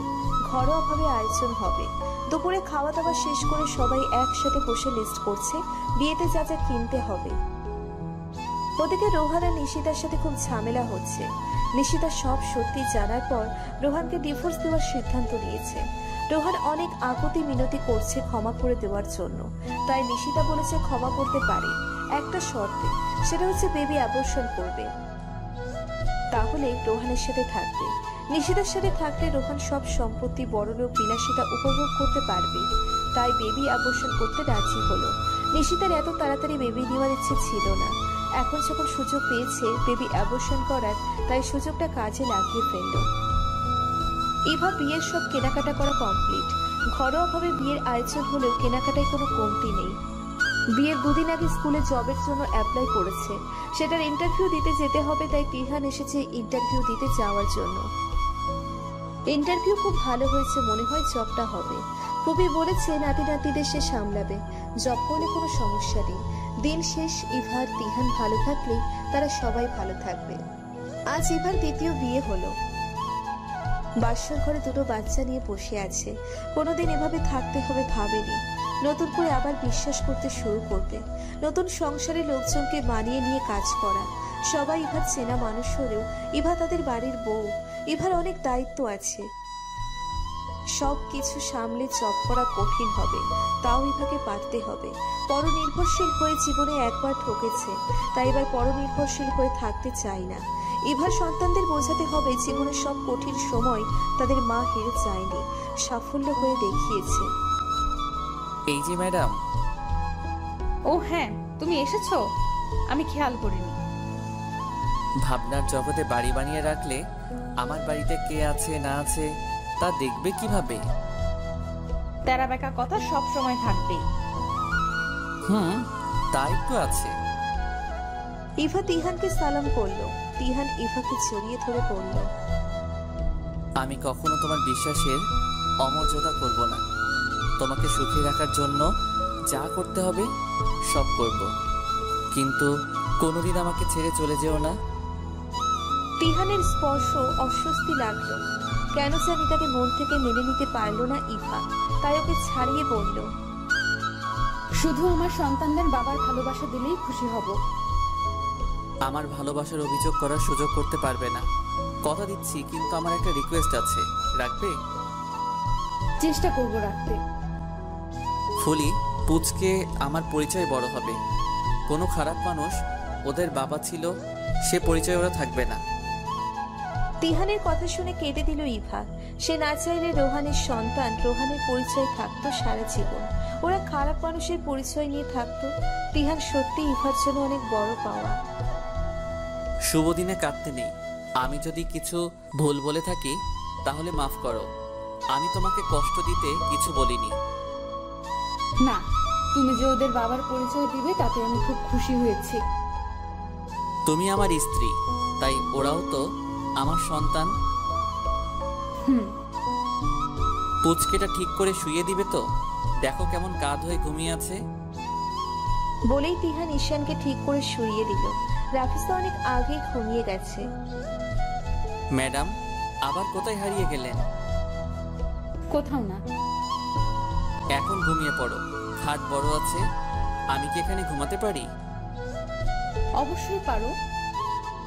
আমি জানি তুমি আমাকে মন থেকে স্বামী হিসেবে মানতে পারোনি, তাই তুমি যতদিন না চাইবে আমি জোর করে স্বামীর অধিকার খাটাবো না। ঘুমাও। তিহান আর ঈশার মাঝখানে রাফিসা ঈশান ঘুমিয়ে আছে। সারাদিনের ক্লান্তিতে তাড়াতাড়ি ঘুমিয়ে গেল। এদিকে তিহানের চোখে ঘুম নেই।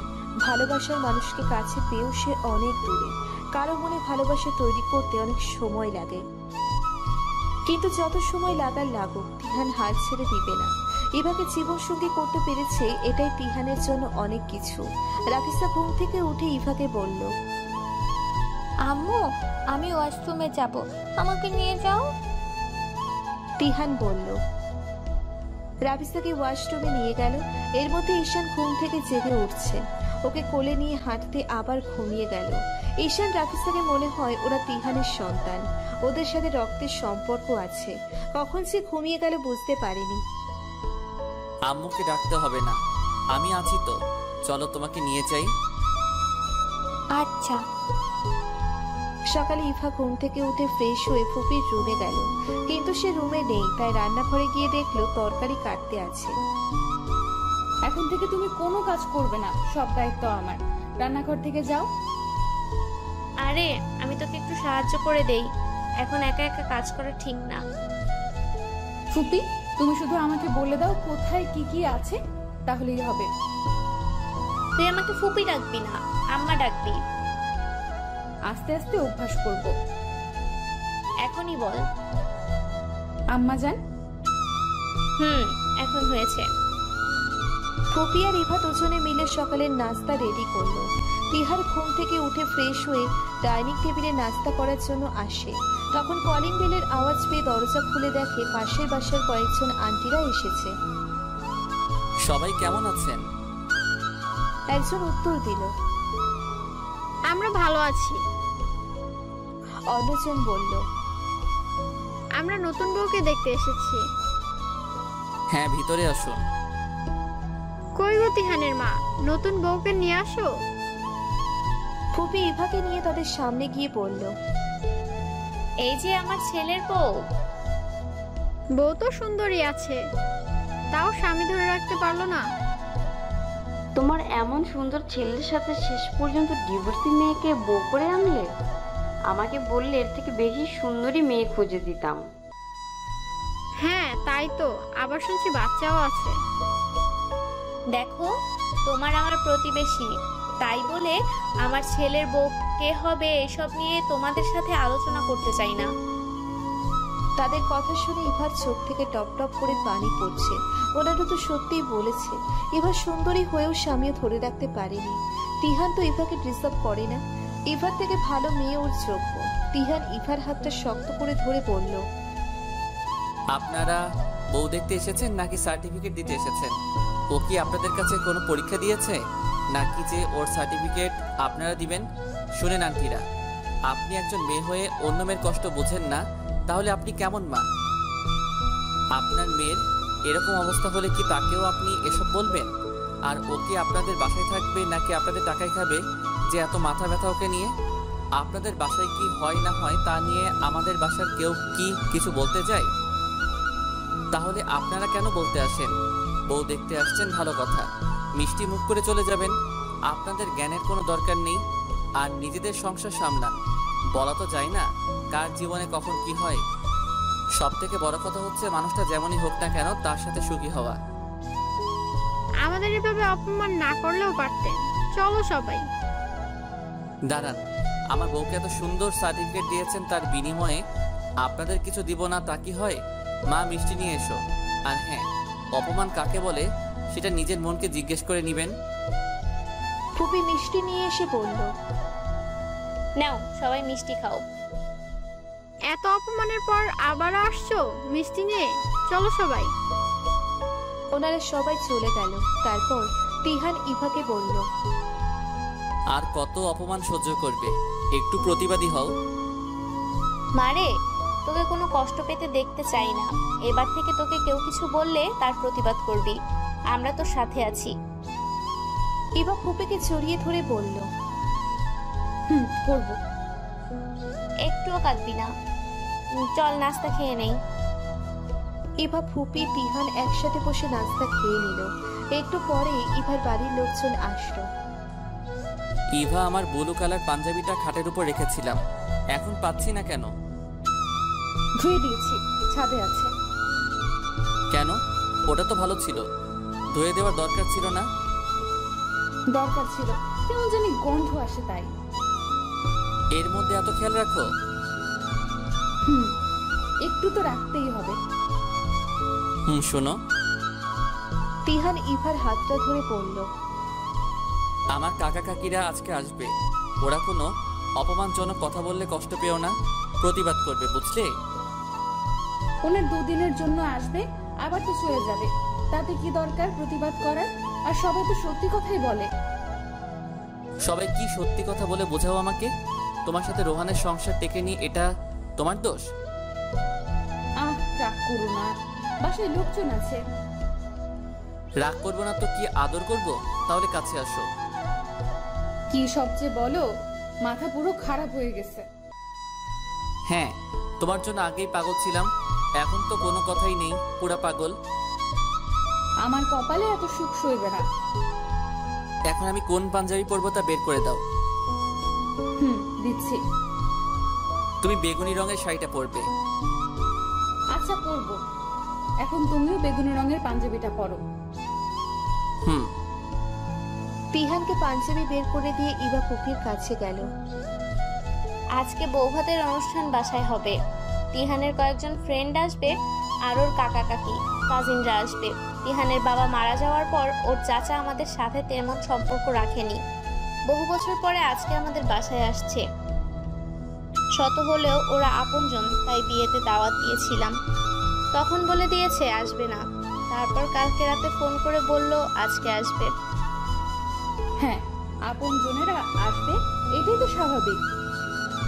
আমার চিন্তা হচ্ছে তোকে নিয়ে, ওনারা এখন কি বলবে। ওসব নিয়ে তোমার ভাবতে হবে না, আমি সব ঠিক সামলে নিব।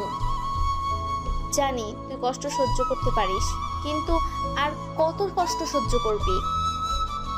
তোমরা আছো বলে তাতে তো আমার সব কষ্ট ভুলে যায়।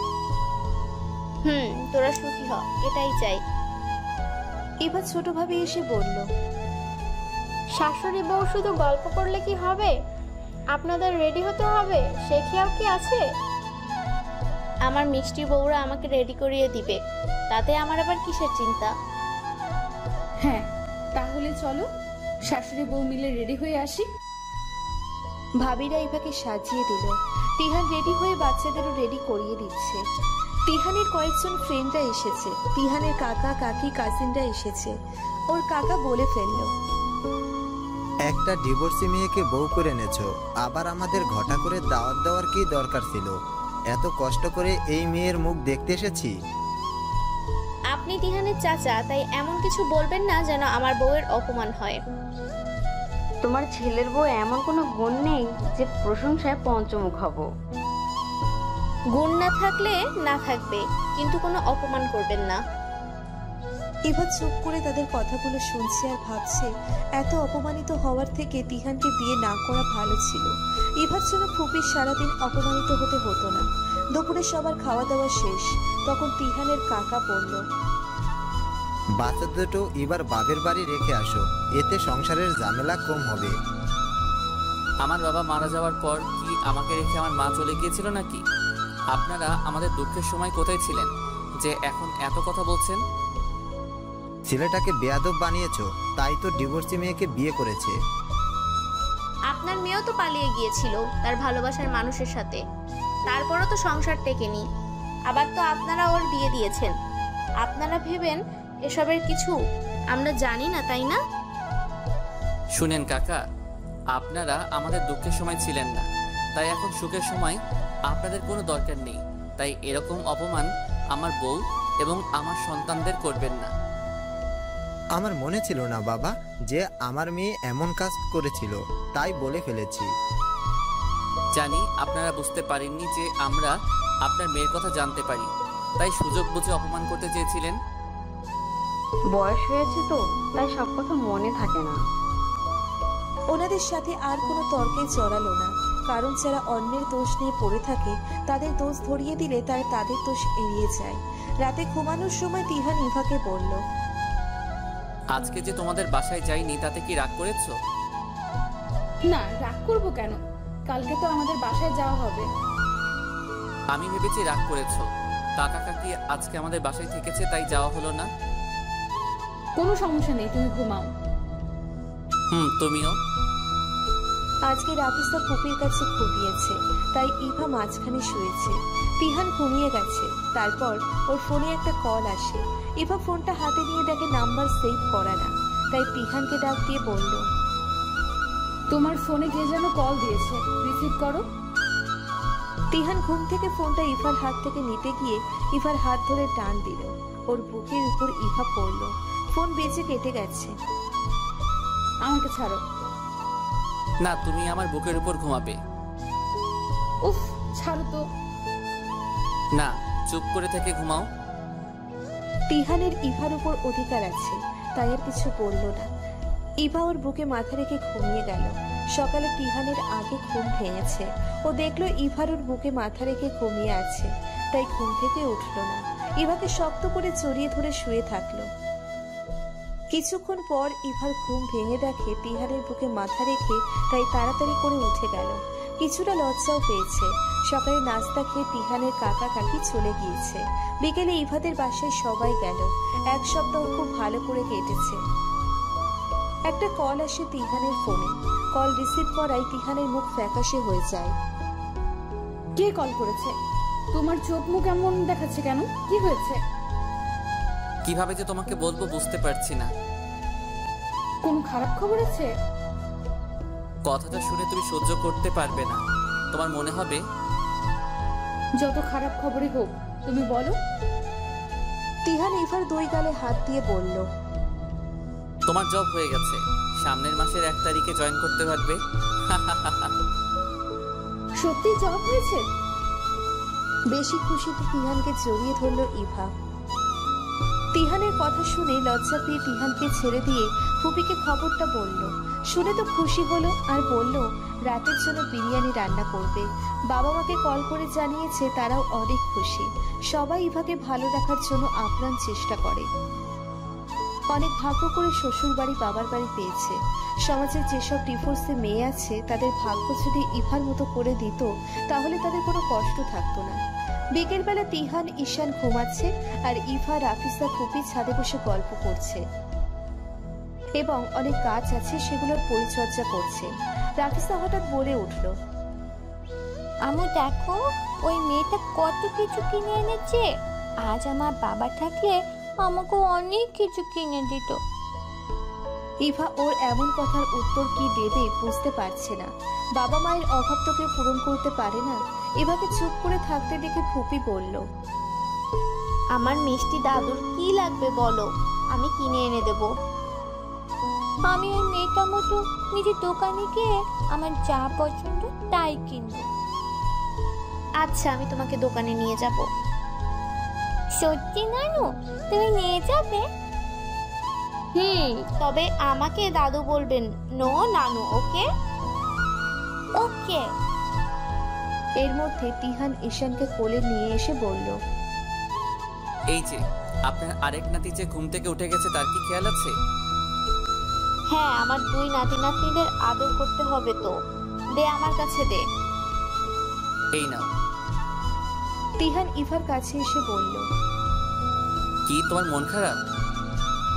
না না, তুমি মিথ্যে বলছো। মুখ দেখলে বোঝা যায় তোমার মন খারাপ। চা খাবে? এনে দিব। কথা না ঘুরিয়ে সত্যি বলো। রাফিসা ওর বাবার কথা বলেছে, কোনোদিনও ওর বাবার অভাব পূরণ হওয়ার না। তুমি চিন্তা করো না, একদিন ঠিকই আমি ওর বাবার জায়গায় নিতে পারবো। হলে ভালো। ফুচকা খাবে? না, তোমার এখন বাইরে যেতে হবে না।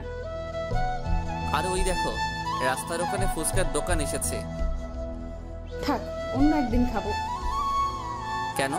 তুমি কি আমার কাছে সুখ খুঁজে পাও না? আমি কি তোমাকে ভালো রাখার যোগ্য না? এসব বলো না। তোমরা সবাই ছিলে বলে আমি নতুন সুখের ঠিকানা পেয়েছি। তাহলে আমাকে ভালোবাসো প্লিজ। কি সব বলছো? এখানে মা আছে, বাচ্চারা আছে, তোমার কোনো লজ্জা শরম নেই? না, বউয়ের কাছে আবার কিসের লজ্জা? থাক, যাও ফুচকা নিয়ে আসো। কিছুদিন পরে ইভা জব জয়েন করে। সকালে উঠে নাস্তা রেডি করে খেয়ে স্কুলে যায়। বাকি সব কাজ ফুপি করে। স্কুল থেকে এসে যতটুকু কাজ থাকে তা ইভা করে। ঈশানও ফুপির কাছে ভালো থাকে। ফুপি মায়ের অংশে কম না, সব দিক থেকে সে আঁকলে রেখেছে। রাফিসাও স্কুলে যাওয়া শুরু করেছে। ওর বাবার নামের জায়গায় তিহানের নাম দেওয়া হয়েছে। নিশিতা রাগের বশে অ্যাবর্শন করিয়ে খুব পস্তাচ্ছে। এখন মনে করে রোহান যদি কখনো বাচ্চার হাহাকারে নিশিতাকে ছেড়ে দিলে কি করবে। এত সম্পত্তি দিয়ে কি করবে যদি বাচ্চা না থাকে। নিশিতা মন মরা হয়ে থাকে বেশিরভাগ সময়। 5 বছর কেটে যায়, তাও নিশিতার কোনো বেবি হয় না। নিশিতা বেবির জন্য পাগল হয়ে যায়। তাই ঠিক করে যেভাবেই হোক ইভার বেবি আনবে। উকিলের সাথে কথা বলে, যত টাকা লাগে লাগুক তাই দিবে, তাও আইনের মাধ্যমে বাচ্চা আনবে। কারণ রোহান বাচ্চাদের বাবা ওর অধিকার আছে। 5 বছরে ইভা তিহানের সম্পর্ক আগের মতো নেই। ইভাও তিহানকে ভালোবাসে। ও বউ, বউ কি হয়েছে? কি এত চিৎকার করে ডাকছো কেন? একটা গুড নিউজ আছে। কি? আমাদের পাসপোর্ট ভিসা রেডি। কবে টিকিট কাটবো সেটা বলো। সবাইকে ছেড়ে আমার ইচ্ছে করছে না। কয়েক বছর পর পর দেশে আসবো তো। তাও ভালো লাগবে না। আমার আরো 2টো পুচকো শোনা লাগবে, তাহলে তোমারও ভালো লাগবে। ইস, এখন বাচ্চারা বড় হয়ে গেছে। অতটাও বড় হয়নি। উফ, এখন হঠাৎ করে। চুপ বলে তিহান ইভার ঠোঁটে নিচের ঠোঁট ডুবিয়ে দিল। দুজনে ভালোবাসায় আবদ্ধ হলো। ইভা সকালে গোসল করে খেয়ে বাচ্চাদের রেডি করিয়ে দিল স্কুলে যাওয়ার জন্য। রাফিসা এখন 5ম শ্রেণীতে পড়ে। ইভা বাইরে শুনেছে তিহানের সাথে কারো কথা কাটাকাটি হচ্ছে। তাই ইভা এগিয়ে দেখলো সেই 6 বছর আগের মানুষটি যে ইভাকে ঠকিয়েছে। ইভার 6 বছর পরে রোহানের সাথে দেখা। ওর সাথে নিশিতাও এসেছে। ইভাকে দেখা মাত্রই রোহান বলল, আমার মেয়ে কোথায়? কার মেয়ে? কোন অধিকারের মেয়ের কথা জিজ্ঞেস করো? ওর সমস্ত অধিকার আছে ওর মেয়ের প্রতি, তাই বলো ওর মেয়ে কোথায়? তোমার সামনে তো আমাকে আর আমার মেয়েকে কাজের লোক বলেছিল। মনে আছে? তাহলে আজ কেন একটা কাজের লোকের মেয়ের দরকার? ওসব পুরনো কথা না তুলে আমার মেয়েকে আমাকে দাও। যে বাবা সন্তানের কোনো দায় দায়িত্ব নেয়নি সে আজ সন্তান দাবি করবে আর আমি দিব, সেই পুরনো ইভাকেও ভুলে যাও। আমার সন্তানকে আমার কাছে রাখার সম্পূর্ণ অধিকার আছে। এই দেখো, আমি আইনের সাহায্য নিয়েছি।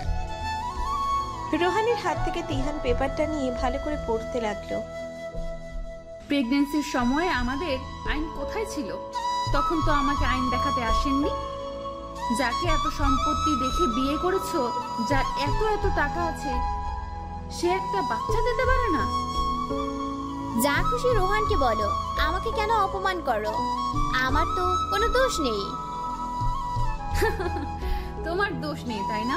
একটা পুরুষ মানুষ একটা ফ্ল্যাটে থাকে আর সেখানে একজন কাজের লোক আছে যে কিনা প্রেগনেন্ট এবং ছোট বাচ্চা মেয়ে আছে, মালিককে বাবা বলে ডেকেছে। এটা কি অস্বাভাবিক কিছু না?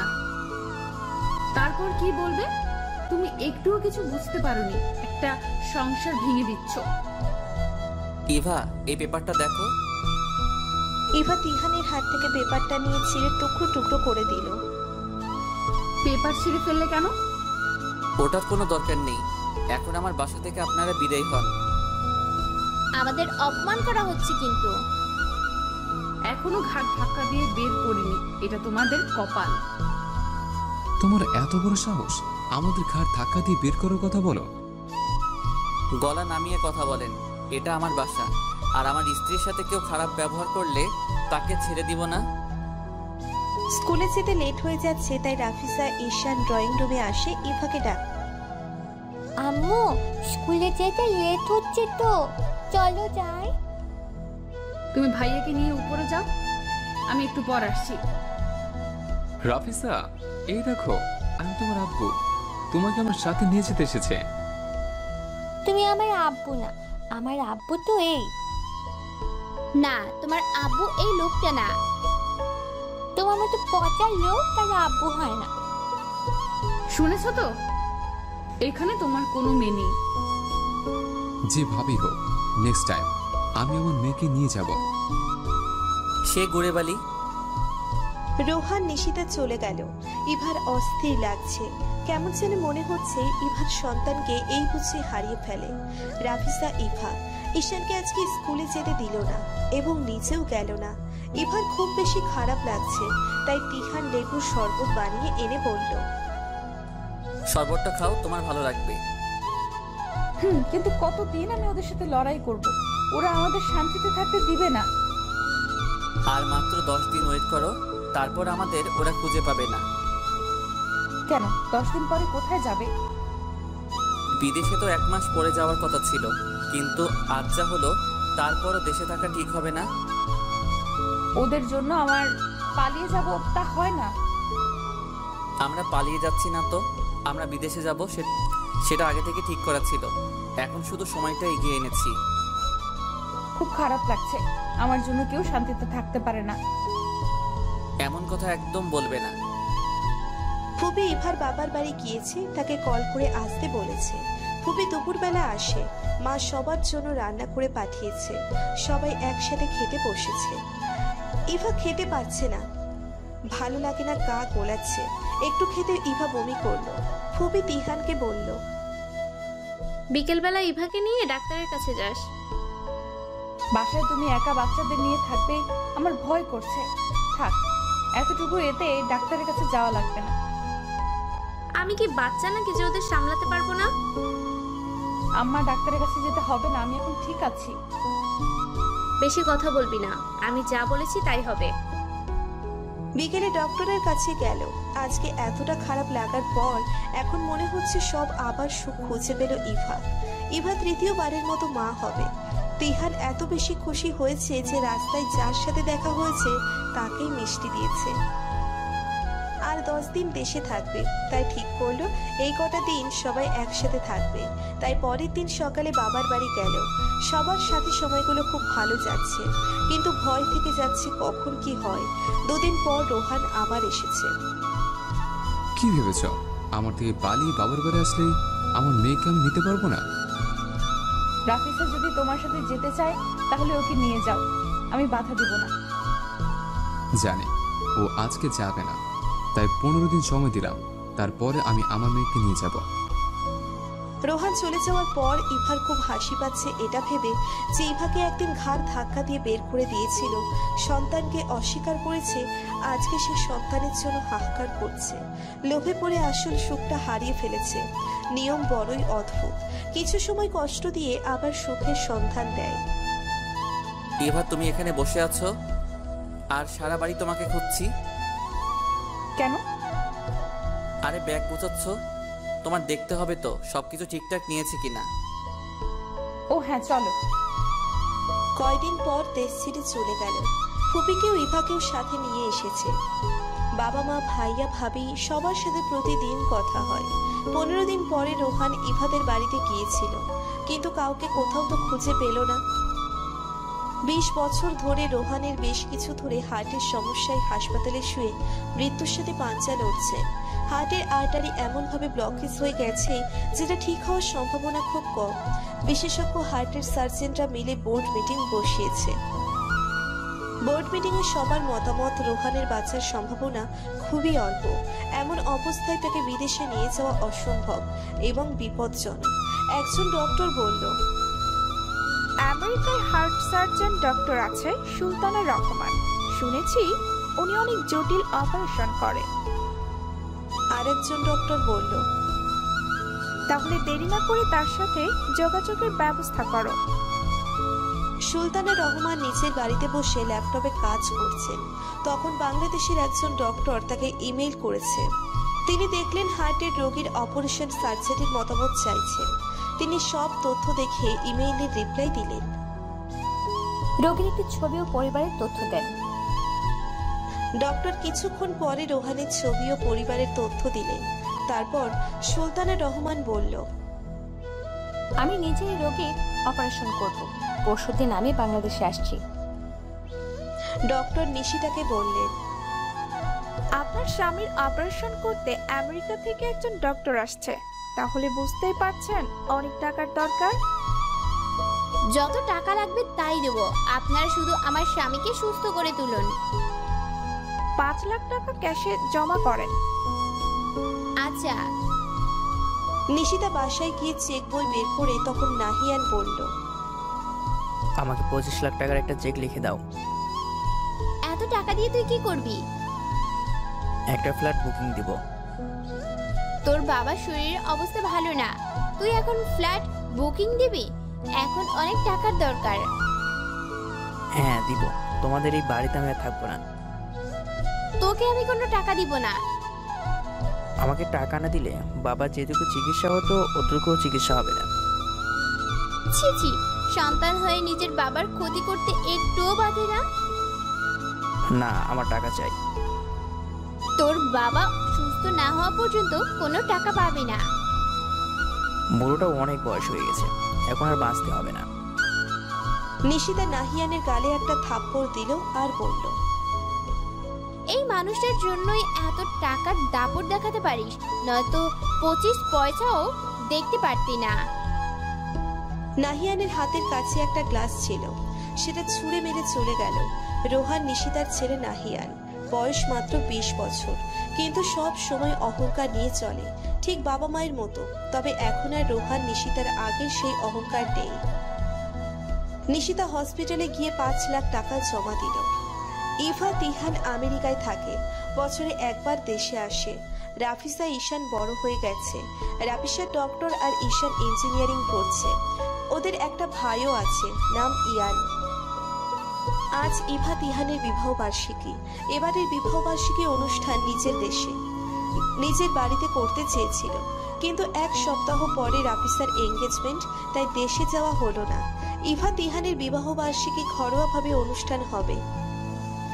তাতে রাফিসার হবু শ্বশুরবাড়ির লোকজন আর কিছু ফ্রেন্ডরা রয়েছে। বাসায় সবাই এসেছে। তখন রাফিসা ওর মাকে আলাদা ডেকে বলে, আম্মু, আমাদের এনগেজমেন্ট আজকেই হবে, তুমি ব্যবস্থা করো। কেন? আমি বলছি তাই, প্লিজ আম্মু কিছু করো। আরে এটা বললে হয় না, ওনারা কি মনে করবে? কিছু মনে করবে না, তুমি বলো। তিহান এসে বলল, মা মেয়ে সবাইকে রেখে এখানে এসে কি মিটিং করছে? আরে দেখো, তোমার মেয়ে বলেছে আজকে এঙ্গেজমেন্ট করার কথা। ওর কোনো চাওয়া পাওয়া আমি অপূর্ণ রাখিনি, আজও ওর ইচ্ছে পূরণ করব। আমার সোনা আপু, এজন্য আমি তোমাকে বেশি ভালোবাসি। বাহ, আমার তো কোনো খেয়াল নেই। বুড়ো বয়সেও হিংসে গেল না, সব সময় বাবা মেয়ের মধ্যে থাকবে। না না, আমি তোমাদের দুজনকেই খুব বেশি ভালোবাসি, তোমরাই তো আমার সব। এখন চলো এঙ্গেজমেন্ট শুরু করি। তিহান রাফিসার হবু শ্বশুর শাশুড়ির সাথে কথা বলে তারাও রাজি হয়ে যায় এবং ঠিক করে 1 মাস পরে বিয়ে হবে বাংলাদেশে এসে। এঙ্গেজমেন্ট শেষে রাফিসার হবু বর সাদিক রাফিসাকে বলল, তুমি হঠাৎ আজকেই এঙ্গেজমেন্ট করার জন্য বললে কেন? আমি দেশে যাব। কেন, কিসের জন্য? খুব ইচ্ছে, দেশে আমার সব আপন লোকজন আমার বিয়েতে থাকবে। তোমার মাথায় কখন যে কি বোকা ঢুকে বুঝি না। বোকা না, ভালো কিছু। এখন আসছি, কাল দেখা হবে। সাবধানে যেও। রাতে সব গেস্টরা যাওয়ার পর ইভার রুমে রাফিসা গিয়ে বলল, আমু তোমার একটা শাড়ি দেবে? তোর যে শাড়িটি পছন্দ তুই সেটা নিয়ে পর। আচ্ছা আমি দেখছি তোমার কোন শাড়ি পরা যায়। আলমারির চাবি দাও। এই নে। রাফিসা সব শাড়ি ভালো করে দেখে একটা শাড়ি বের করে বলল, আমি এই শাড়িটা একদিন পরবো। রাফিসা দেখে ইভার বুক কাঁপল। সেই প্রথম ভালোবাসা, পুরনো স্মৃতি আজ ওর মেয়ে পড়তে চলেছে। না, এই শাড়িটা তুই পরতে পারবি না। কেন? যদি নষ্ট করে ফেলিস তাই। আম্মু তুমি আজও ওই রকম খারাপ লোকের স্মৃতি আগলে রাখবে? তোমাকে তো আব্বু ভালোবাসায় কোনো কমতি রাখেনি, তাহলে কেন পুরনো স্মৃতি আগলে রেখে কষ্ট পাও? শত হলেও উনি তোর জন্মদাতা পিতা, সেটা ভুলে যাস না। ওনাকে ভুলিনি, সব মনে আছে, প্রতিটা অপমান আজও স্পষ্ট মনে আছে। রাফিসা চলে গেল। ইভারও মন খারাপ হলো, কিন্তু পুরনো কথা ভেবে আর কি করবে, শুধু দীর্ঘশ্বাস ফেলে ভুলে যায়। পরের দিন সকালে তিহান ড্রয়িং রুমে একটা চিঠি পেল। তিহান চিঠিটা হাতে নিয়ে পড়া শুরু করলো। আমি তোমাদের না জানিয়ে দেশে চলে যাচ্ছি, ওখানে আমার অনেক জরুরি কাজ আছে। আমার উপর রাগ করো না, তোমরা সবাই 1 সপ্তাহের মধ্যে দেশে চলে এসো। আর হ্যাঁ, আমার বিয়ে দেশে থেকেই হবে, কিন্তু আমার এই ইচ্ছেটা পূরণ করো। নিজের খেয়াল রেখো আর আমার জন্য দোয়া করো, আমি যেন আমার কাজে সাফল্য অর্জন করতে পারি। চিঠিটা পড়ে তিহান ইভাকে ডাক দিল। ইভা, তাড়াতাড়ি ড্রয়িং রুমে এসো। হ্যাঁ আসছি। রাফিসা দেশে চলে গেছে, দেখো এই চিঠি। মেয়েটার বড্ড বেশি সাহস হয়ে গেছে, সবসময় তোমার আদরের লাই পেয়ে গেছে। শান্ত হও, রাগ করো না, হয়তো কোনো পেশেন্টের জন্য যেতে হয়েছে। তাই বলে আমাদের জানিয়ে যাবে না? এখন আর রাগ করো না, চলো, আমাদের অনেক কাজ আছে, প্যাক করতে হবে তো। আমি কিছু করতে পারবো না। আচ্ছা, তোমার কিছু করতে হবে না, আমি করব। তুমি সে আগের মতোই রয়ে গেলে। এখন বুঝতে হবে আমাদের ছেলে মেয়েরা বড় হয়েছে, ওদের লাইফের ডিসিশন ওরা নিতে জানে। ওরা ভুল ডিসিশন নিল নাকি সঠিক ডিসিশন, সেটা আমাদের দেখতে হবে তো। আমরা ওদের সেভাবে মানুষ করিনি যে ওরা আমাদের কাছ থেকে কিছু লুকাবে। আমরা তো ওদের বন্ধুর মতো, তাই রাফিসা যে কাজটা করতে গিয়েছে সেটা ভালোর জন্য করবে, পরে দেখবে তোমাকে এসে সব বলবে। তুমি আছো বলে আমাকে সবকিছু সহজ করে দাও। খুব ভালোবাসি তো। বুড়ো বয়সে এত প্রেম দেখাতে হবে না, ঘরে ছেলেরা আছে। তো কি আমি আমার বউয়ের সাথে প্রেম করি, ওরাও ওদের বউয়ের সাথে প্রেম করবে? বুড়ো বয়সে ভীমরতি পেয়েছে। আহা শুনো, একটু গল্প করি। না, আপনার মেয়ে অনেক কাজ রেখে গেছে, সেগুলো করতে হবে। ও হ্যাঁ, তাই তো, চলো। রোহানের অপারেশন ভালোভাবে হয়েছে। রোহান সুস্থ হয়ে একজন নার্সকে বলল, আমার অপারেশন যে ডক্টর করেছে তার সাথে দেখা করব। সরি, উনি আজকে হসপিটাল থেকে চলে গিয়েছে। প্লিজ আপনি একটু ব্যবস্থা করুন, ওনার সাথে আমি দেখা করব। আচ্ছা, আমি দেখছি। কিছুক্ষণ পরে নার্স এসে জানিয়ে দিল যে সুলতানা রহমান সন্ধ্যায় দেখা করতে আসবে। ঋষিতা সারাক্ষণ হসপিটালে রোহানের সাথে থাকে, কিন্তু তার ছেলে একটি বারের জন্যও বাবাকে দেখতে আসেনি। রোহান 20 বছর আগে যেমন সারাক্ষণ টাকা লোভ নিয়ে পড়ে থাকতো, ঠিক তেমনই নাহিয়ান টাকা ছাড়া কিছু বোঝে না। সন্ধ্যা 7টার সময় রোহানের কেবিনে সুলতানা রহমান এসে বলে, কেমন আছেন? আপনার জন্য আমি আজ অনেক ভালো আছি। সবই উপরওয়ালা, উনি সব কিছুর মালিক। আপনার মা বাবা অনেক ভাগ্য করে আপনার মতো একজন মেয়ে পেয়েছেন। হাসালেন কথাটা বলি। জানতে চান আমার বাবা মা কে? হ্যাঁ, তাদের সাথে দেখা করতে চাই। আপনার মতো মেয়ের মা বাবা নিশ্চয়ই অনেক ভালো।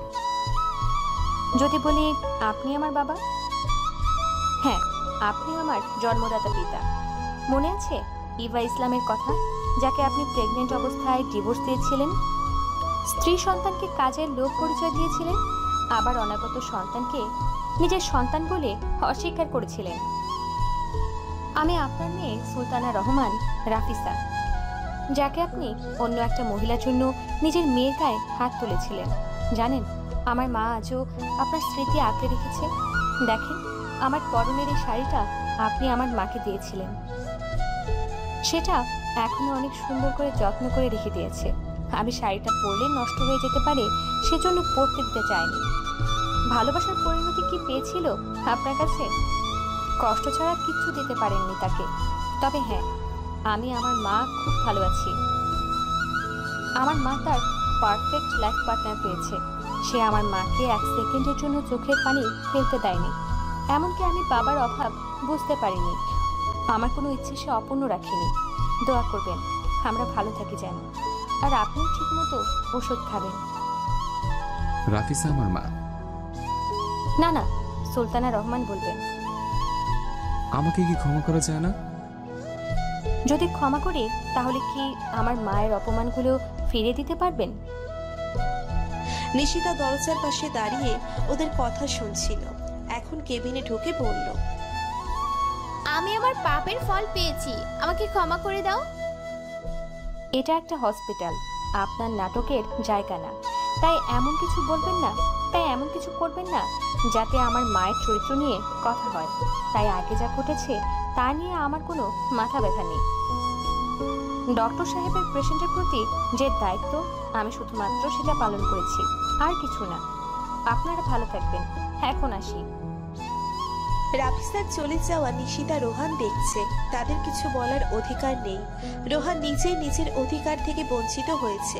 নিশিতা অন্যের সন্তানের অধিকার কেড়ে নিয়ে নিজের সন্তানকে কাছে পায় না। নিশিতা হসপিটালের বিল পরিশোধ করতে গিয়ে দেখে বিল পরিশোধ করা হয়েছে এবং আগে যা টাকা দিয়েছে সেগুলো ফেরত দিয়েছে। সব টাকা রাফিসা দিয়েছে। রোহান অনেক খুঁজেছে ইবার বাসার ঠিকানা, কিন্তু পায়নি। হসপিটাল থেকে বারণ করে দেওয়া হয়েছে যেন কাউকে রাফিসার ঠিকানা না দেয়। তিহান, ইভা ও তাদের 2 ছেলেকে নিয়ে দেশে এসেছে, আর রাফিসার হবু শ্বশুর বাড়ির লোকজন দেশে এসেছে। রাফিসার বিয়ে অনেক ধুমধাম করে হয়েছে। রাফিসার শ্বশুর বাড়ি যাওয়ার সময় ইভা খুব কেঁদেছে, তার থেকে বেশি তিহান কেঁদেছে। তিহানের সাথে ইভার বিয়ের পর একদিনের জন্য ইভার চোখে পানি আসতে দেয়নি, কিন্তু মেয়ে বিদায় এই চোখের পানি কন্ট্রোল করতে পারেনি। রাতে ইভা অন্ধকার করে রুমে বসে আছে, তখন তিহান রুমের লাইট অন করে বলল, এখানে বসে আছো আর তোমাকে আমি খুঁজে বেড়াচ্ছি। কেন খুঁজতে আসো? খেতে চলো। খাবো না। খাবে না বললেই তো হবে না, খেতেই হবে। আজকে জোর করো না। ভালোবাসি বলে জোর করি? উফ, তুমি না। আমি কি? বলো বলো। কিছু না। তাহলে চলো। ঈশান ইয়ান এসে বলল, আম্মু, আব্বু। তিহান ঈশান ইয়ানকে কাছে নিয়ে জড়িয়ে ধরে বলল, সবার মধ্যে রাফিসাকে মিস করব। আব্বু, তুমি মন খারাপ করো না, তাহলে তো আপু কষ্ট হয়। দেখেছো, ছেলেরা বড় হয়ে গেছে। হ্যাঁ, আমার দিকে তো তোমাদের কোনো খেয়াল নেই। তিহান ইভার কাছে গিয়ে কপালে চুমু এঁকে দিয়ে বলল, তোমাকে ভালোবাসার পরিণতি আমাকে জীবনের সব সুখ দিয়েছে। ঈশান ইয়ান একসাথে বলল, তোমাদের মতো বাবা মা যেন সবার হয়।